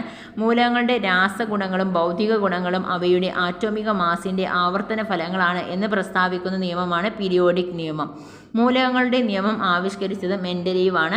പീരിയോഡിക് ടേബിളിൽ കുത്തനെയുള്ള കോളങ്ങളാണ് ഗ്രൂപ്പുകൾ എന്ന് പറയുന്നത്. പീരിയോഡിക് ടേബിളിൽ വിലങ്ങനെയുള്ള കോളങ്ങൾ അറിയപ്പെടുന്നത് പീരിയഡുകൾ എന്നാണ്. പീരിയോഡിക് ടേബിളിൻ്റെ ഒരു ഗ്രൂപ്പിൽ മുകളിൽ നിന്നും താഴോട്ട് പോകുന്തോറും ഷെല്ലുകളുടെ എണ്ണം വർദ്ധിക്കുന്നതിനാൽ മൂലകങ്ങളുടെ ആറ്റത്തിൻ്റെ വലിപ്പം വർദ്ധിക്കുന്നു. ആവർത്തന പട്ടികയിൽ പീരിയഡിൽ ഇടത്തു നിന്നും വലത്തോട്ട് പോകുമ്പോൾ ന്യൂക്ലിയർ ചാർജ് കൂടുന്നു. ന്യൂക്ലിയർ ചാർജ് എന്ത് ചെയ്യുന്നു? ആവർത്തന പട്ടികയിൽ ഇടത്തു നിന്നും വലത്തോട്ട് പോകുന്തോറും ന്യൂക്ലിയർ ചാർജ് കൂടി വരുന്നു. ആവർത്തന പട്ടികയിൽ പീരിയഡിൽ നിന്നും ഇടത്തു നിന്നും വലത്തോട്ട് പോകുമ്പോഴും ആറ്റത്തിൻ്റെ വലിപ്പം കുറഞ്ഞു വരികയാണ് ചെയ്യുന്നത്. വാതകാവസ്ഥയിലുള്ള ഒറ്റപ്പെട്ട ഒരാറ്റത്തിൻ്റെ ബാഹ്യതമ ഷെല്ലിലെ ഏറ്റവും ദുർബലമായി ബന്ധിപ്പിച്ചിരിക്കുന്ന ഇലക്ട്രോണിനെ സ്വതന്ത്രമാക്കാൻ ആവശ്യമായ ഊർജ്ജമാണ് അയോണീകരണ ഊർജ്ജം എന്ന് പറയുന്നത്. വാതകാവസ്ഥയിലുള്ള ഒറ്റപ്പെട്ട ഒരാറ്റത്തിൻ്റെ ബാഹ്യതമ ഷെല്ലിലെ ഏറ്റവും ദുർബലമായിട്ടുള്ള ബന്ധിപ്പിച്ചിരിക്കുന്ന ഇലക്ട്രോണിനെ സ്വതന്ത്രമാക്കാൻ കഴിയുന്ന ഊർജ്ജമാണ് അയോണീകരണ ഊർജ്ജം. അയോണീകരണ ഊർജ്ജം ആശ്രയിച്ചിരിക്കുന്ന ഘടകങ്ങൾ ന്യൂക്ലിയർ ചാർജ്, ആറ്റത്തിൻ്റെ വലുപ്പം. ന്യൂക്ലിയർ ചാർജും ആറ്റത്തിൻ്റെ വലിപ്പവുമാണ് അയോണീകരണ ഊർജ്ജം ബന്ധിപ്പിച്ചിരിക്കുന്ന ഘടകങ്ങൾ. ആറ്റത്തിൻ്റെ വലിപ്പം കൂടുമ്പോൾ അയോണീകരണ ഊർജ്ജം കുറയുന്നു. ആറ്റത്തിൻ്റെ വലിപ്പം കൂടുന്തോറും അയോണീകരണ ഊർജ്ജം കുറയുന്നു. അയോണീകരിക്കാനുള്ള കഴിവ് കുറയുന്നു. അപ്പം അയോണീകരണ ഊർജ്ജം എന്ന് പറഞ്ഞാൽ എന്താണ്? വാതകാവസ്ഥയിലുള്ള ഒറ്റപ്പെട്ട ഒരാറ്റത്തിൻ്റെ ബാഹ്യതമ ഷെല്ലിലെ ഏറ്റവും ദുർബലമായി ബന്ധിപ്പിച്ചിരിക്കുന്ന ഇലക്ട്രോണിനെ സ്വതന്ത്രമാക്കാൻ ആവശ്യമായിട്ടുള്ള ഊർജ്ജമാണ് അയോണീകരണ ഊർജ്ജം. അപ്പോൾ ആറ്റത്തിൻ്റെ വലിപ്പം കൂടുന്തോറും അയോണീകരണ ഊർജ്ജം കുറയുന്നു എന്ന് പറഞ്ഞാൽ എന്താണ്? ആറ്റം എന്ന് പറഞ്ഞിട്ടുണ്ടെങ്കിൽ ആറ്റം വലിപ്പം കൂടിയിട്ടുള്ള ഒരു ആറ്റാണെന്നുണ്ടെങ്കിൽ അതിന് മറ്റൊരാറ്റത്തിൻ്റെ അയോണീകരണ ഇപ്പോൾ ഒരു ആറ്റത്തിനെ ഒരു ഇലക്ട്രോണിനെ സ്വതന്ത്രമാക്കാനുള്ള കഴിവ് അതിന് കുറവായിരിക്കും. അപ്പം അതുകൊണ്ടാണ് കേട്ടോ. ഗ്രൂപ്പിൽ മുകളിൽ നിന്നും താഴേക്ക് വരുന്തോറും അയോണീകരണ ഊർജ്ജം കുറയുന്നു. ഗ്രൂപ്പിൽ മുകളിൽ നിന്നും താഴേക്ക് വരുമ്പോൾ എന്താണ്? ആറ്റത്തിൻ്റെ വലിപ്പം കൂടി വരികയാണ് ചെയ്യുന്നത് അല്ലേ. കൂടി വരുന്നതിനനുസരിച്ചിട്ട് എന്താണ്? അയോണീകരണ ഊർജ്ജം കുറയുകയാണ് ചെയ്യുന്നത്. ന്യൂക്ലിയർ ചാർജ് വർദ്ധിക്കുന്നതിനനുസരിച്ച് അയോണീകരണ ഊർജ്ജത്തിൽ ഉണ്ടാകുന്ന മാറ്റം. ന്യൂക്ലിയർ ചാർജ് വർദ്ധിക്കുന്നതിനനുസരിച്ചിട്ട് അയോണീകരണ ഊർജ്ജം എന്താണ് ചെയ്യുന്നത്? അത് കൂടുകയാണ് ചെയ്യുക. ന്യൂക്ലിയർ ചാർജ് കൂടുകയാണെന്നുണ്ടെങ്കിൽ വർദ്ധിക്കുകയാണെന്നുണ്ടെങ്കിൽ അയോണീകരണ ഊർജ്ജവും കൂടും. എന്നാൽ ഒന്നാം ഗ്രൂപ്പിലെ മൂലകത്തിൻ്റെ ലോഹ സ്വഭാവം ഗ്രൂപ്പിൽ മുകളിൽ നിന്നും താഴേക്ക് പോകുമ്പോൾ കൂടുന്നു. ഒന്നാം ഗ്രൂപ്പിലെ മൂലകങ്ങളുടെ ലോഹ സ്വഭാവം ഗ്രൂപ്പിൽ നിന്നും താഴേക്ക് പോകുമ്പോൾ കൂടുന്നു. ഗ്രൂപ്പിൽ മുകളിൽ നിന്നും താഴേക്ക് വരുമ്പോൾ ഇലക്ട്രോ നെഗറ്റിവിറ്റി കുറയുന്നു. കാരണം എന്താണ്? ആറ്റം വലുതായി വരികയാണല്ലോ ചെയ്യുന്നത്. അപ്പോൾ ഇലക്ട്രോ നെഗറ്റിവിറ്റി കുറയുന്നു. പീരിയഡിൽ വലത്തോട്ട് പോകുമ്പോൾ ഇലക്ട്രോ നെഗറ്റിവിറ്റി കൂടുന്നു.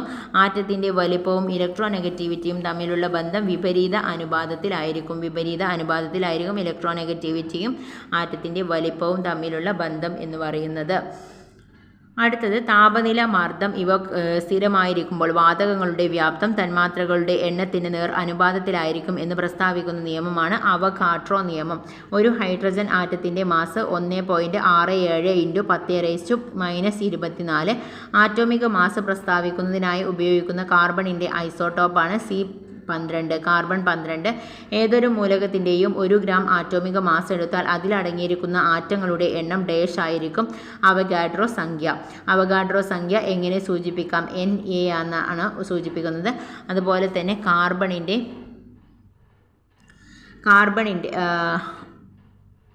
അവഗാഡ്രോ സംഖ്യ എങ്ങനെ സൂചിപ്പിക്കാം? Na കാർബണിൻ്റെ ആറ്റോമിക മാസ് 12 ആണ്. ഓക്സിജൻ്റെ ആറ്റോമിക മാസ് 16 ആണ്. ഒരു GaM സോഡിയത്തിലെ ആറ്റങ്ങളുടെ എണ്ണം 6.022 × 10⁻23 ആയാൽ 46 ഗ്രാം സോഡിയം എത്രയായിരിക്കും? 2 GaM ആയിരിക്കും. ജലത്തിൽ മോളിക്യുലാർ മാസ് 18 ഗ്രാമാണ്.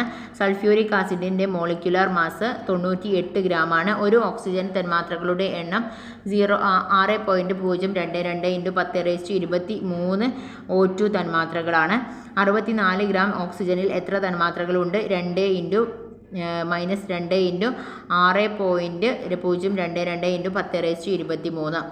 ഒരു ധാതുവിൽ നിന്നും എളുപ്പം, വേഗത്തിലും ചെലവ് കുറഞ്ഞ രീതിയിലും ലോഹം വേർതിരിച്ചെടുക്കാൻ കഴിയുന്നുവെങ്കിൽ അതിനെ ലോഹത്തിൻ്റെ അയിര് എന്ന് പറയാം. ഒരു ധാതുവിൽ നിന്നും ലോഹം വേർതിരിച്ചെടുക്കാൻ കഴിയുന്നുവെങ്കിൽ അതിനെ അയിര് എന്ന് പറയാം. ഒരു അയിരിൽ നിന്നും ലോഹം വേർതിരിച്ചെടുക്കുന്നത് വരെയുള്ള മുഴുവൻ പ്രക്രിയകളും ചേർന്നതാണ് ലോഹ നിഷ്കർഷണം. ഭൂവൽക്കത്തിൽ നിന്നും ലഭിക്കുന്ന അയിരിൽ അടങ്ങിയിട്ടുള്ള അപദ്രവ്യമാണ് ഗ്യാങ് എന്ന് പറയുന്നത്. ഭൂവൽക്കത്തിൽ നിന്നും ലഭിക്കുന്ന അയിര് അടങ്ങിയ അപദ്രവ്യമാണ് ഗ്യാങ്. അയിരിൽ അടങ്ങിയ ഗ്യാങ്ങിനെ നീക്കം ചെയ്യുന്ന പ്രക്രിയയാണ് അയിരിൻ്റെ സാന്ദ്രണം. അപദ്രവ്യം സാന്ദ്രത കുറഞ്ഞതും അയിര് സാന്ദ്രത കൂടിയതുമാകുമ്പോൾ ഭാരം കുറഞ്ഞ അപദ്രവ്യങ്ങളെ ജലപ്രവാഹത്തിൽ കഴുകി മാറ്റുന്നു. ഉദാഹരണം: സ്വർണത്തിൻ്റെ അയിരുകളുടെ സാന്ദ്രണം, ഓക്സൈഡ് അയിരുകളുടെ സാന്ദ്രണം. അപദ്രവ്യത്തെ നീക്കം ചെയ്ത് ശുദ്ധമായിട്ടുള്ള ലോഹം നിർമ്മിക്കുന്ന പ്രക്രിയയാണ് ലോഹശുദ്ധീകരണം. കുറഞ്ഞ ദ്രവണാങ്കമുള്ള ടിന്ന്, ലെഡ് എന്നീ ലോഹങ്ങൾ അപദ്രവ്യങ്ങൾ. ഉയർന്ന ദ്രവണാങ്കമുള്ള മറ്റ് ലോഹങ്ങൾ, ലോഹ ഓക്സൈഡുകൾ തുടങ്ങിയ ഫർണസിൻ്റെ ചെരിഞ്ഞ പ്രതലത്തിൽ വെച്ച് ചൂടാക്കുമ്പോൾ ശുദ്ധലോഹം അപദ്രവ്യത്തിൽ നിന്നും വേർതിരിഞ്ഞ് ഉരുകി താഴേക്ക് വരുന്ന പ്രക്രിയയാണ് ഉരുക്കി വേർതിരിക്കൽ. അപദ്രവ്യമടങ്ങിയ ലോഹം ഒരു റിട്ടോറിൽ വെച്ച് ചൂടാക്കുമ്പോൾ ശുദ്ധലോഹം മാത്രം ബാഷ്പീകരിക്കപ്പെടുന്നു. ഈ ബാഷ്പം ഘനീഭവിച്ച് ലോഹം ലഭിക്കുന്ന രീതിയാണ് സ്വേദനം എന്ന് പറയുന്നത്. താരതമ്യേന കുറഞ്ഞ നീളമുള്ള ലോഹങ്ങളായിട്ടുള്ള സിങ്ക്, കാഡ്മിയം, മെർക്കുറി എന്നിവ ശുദ്ധീകരിക്കുന്ന രീതി സ്വേദനമാണ്. ഒരു ചെറിയ കഷ്ണം ശുദ്ധലോഹം നെഗറ്റീവ് ഇലക്ട്രോഡായും ശുദ്ധീകരിക്കേണ്ട അപദ്രവ്യമടങ്ങിയ ലോഹം പോസിറ്റീവ് ഇലക്ട്രോഡായും ആ ലോഹത്തിൻ്റെ ലവണ ലായനി ഇലക്ട്രോലൈറ്റായും എടുത്ത് വൈദ്യുതി വിശ്ലേഷണത്തിലൂടെ ലോഹം ശുദ്ധീകരിക്കുന്ന പ്രക്രിയയാണ് വൈദ്യുത വിശ്ലേഷണ ശുദ്ധീകരണം. കോപ്പറിൻ്റെ ശുദ്ധീകരിക്കാൻ ഉപയോഗിക്കുന്ന മാർഗമാണ് വൈദ്യുത വിശ്ലേഷണ ശുദ്ധീകരണം. അപദ്രവ്യം സാന്ദ്രത കൂടിയതും അയിര് സാന്ദ്രത കുറഞ്ഞതുമാകുമ്പോൾ ഉപയോഗിക്കുന്ന സാന്ദ്രണ രീതിയാണ് പ്ലവന പ്രക്രിയ. പ്ലവന പ്രക്രിയക്ക് ഉദാഹരണമാണ് സൾഫൈഡ് അയിരുകളുടെ സാന്ദ്രണം. അനുയോജ്യമായ ലായനിയിലേക്ക് അയിരിനെ ചേർക്കുമ്പോൾ രാസപ്രവർത്തനത്തിൽ ഏർപ്പെട്ട് ലയിക്കുന്നു. ലയിക്കാത്ത അപദ്രവ്യങ്ങളെ അരിച്ചു കിട്ടിയ ലായനിയിൽ നിന്നും പ്രക്രിയ വഴി ശുദ്ധമായ അയിര് എടുക്കുന്ന പ്രക്രിയയാണ് ലീച്ചിങ്. ലീച്ചിങ്ങിന് ഉദാഹരണമാണ് ബോക്സൈറ്റിൻ്റെ സാന്ദ്രണം. വായുവിൻ്റെ അസാന്നിധ്യത്തിൽ അയിരിനെ അതിൻ്റെ ദ്രവണാങ്കത്തേക്കാൾ കുറഞ്ഞ താപനിലയിൽ ചൂടാക്കി ലോഹ കാർബണേറ്റുകളും ഹൈഡ്രോക്സൈഡും വിഘടിപ്പിച്ച് ഓക്സൈഡാക്കി മാറ്റുന്ന പ്രക്രിയയാണ് കാൽസിനേഷൻ. വായുവിൻ്റെ അസാന്നിധ്യത്തിൽ അയിരിനെ അതിൻ്റെ ദ്രവണാങ്കത്തേക്കാൾ കുറഞ്ഞ താപനിലയിൽ ചൂടാക്കുന്ന പ്രക്രിയയാണ് റോസ്റ്റിംഗ് എന്ന് പറയുന്നത്. ഓക്സൈഡാക്കിയ അയിരിൽ നിന്നും ലോഹം നിർമ്മിക്കുന്ന പ്രവർത്തനമാണ് നിരോക്സീകരണം. ക്രിയാശീലം കൂടിയ സോഡിയം, പൊട്ടാസ്യം, കാൽസ്യം പോലുള്ള ലോഹങ്ങൾ അവയുടെ അയിരിൽ നിന്നും വേർതിരിച്ചെടുക്കാൻ നിരോക്സീകാരിയായി ഉപയോഗിക്കുന്നത് വൈദ്യുതിയാണ്. അടുത്ത ക്വസ്റ്റ്യൻ: ഇരുദിശകളിലേക്കും നടക്കുന്ന രാസപ്രവർത്തനമാണ് ഉഭയദിശാ രാസപ്രവർത്തനം. ഉഭയദിശാ രാസപ്രവർത്തനത്തിന് ഉദാഹരണമാണ് ഹേബർ പ്രക്രിയ. ഉഭയദിശാ രാസപ്രവർത്തനത്തിൽ അഭികാരകങ്ങൾ ഉൽപ്പന്നങ്ങളായി മാറുന്ന പ്രവർത്തനമാണ് പുരോപ്രവർത്തനം. ഉഭയദിശാ പ്രവർത്തനത്തിൽ ഉൽപ്പന്നങ്ങൾ അഭികാരങ്ങളായി മാറുന്ന പ്രവർത്തനമാണ് പശ്ചാത് പ്രവർത്തനം. അഭികാരങ്ങൾ പ്രവർത്തിച്ച് ഉൽപ്പന്നങ്ങളാവുകയും എന്നാൽ ഇതേ സാഹചര്യത്തിൽ ഉൽപ്പന്നങ്ങൾ അഭികാരങ്ങളായി മാറാതിരിക്കുകയും എന്നതുമായിട്ടുള്ള രാസപ്രവർത്തനമാണ് ഏകദിശാ പ്രവർത്തനം. ഒരു ഉഭയദിശാ പ്രവർത്തനത്തിൽ പുരോപ്രവർത്തനത്തിൻ്റെയും പശ്ചാത് പ്രവർത്തനത്തിൻ്റെയും നിരക്ക് തുല്യമായി വരുന്ന ഘട്ടമാണ് രാസസന്തുലനം.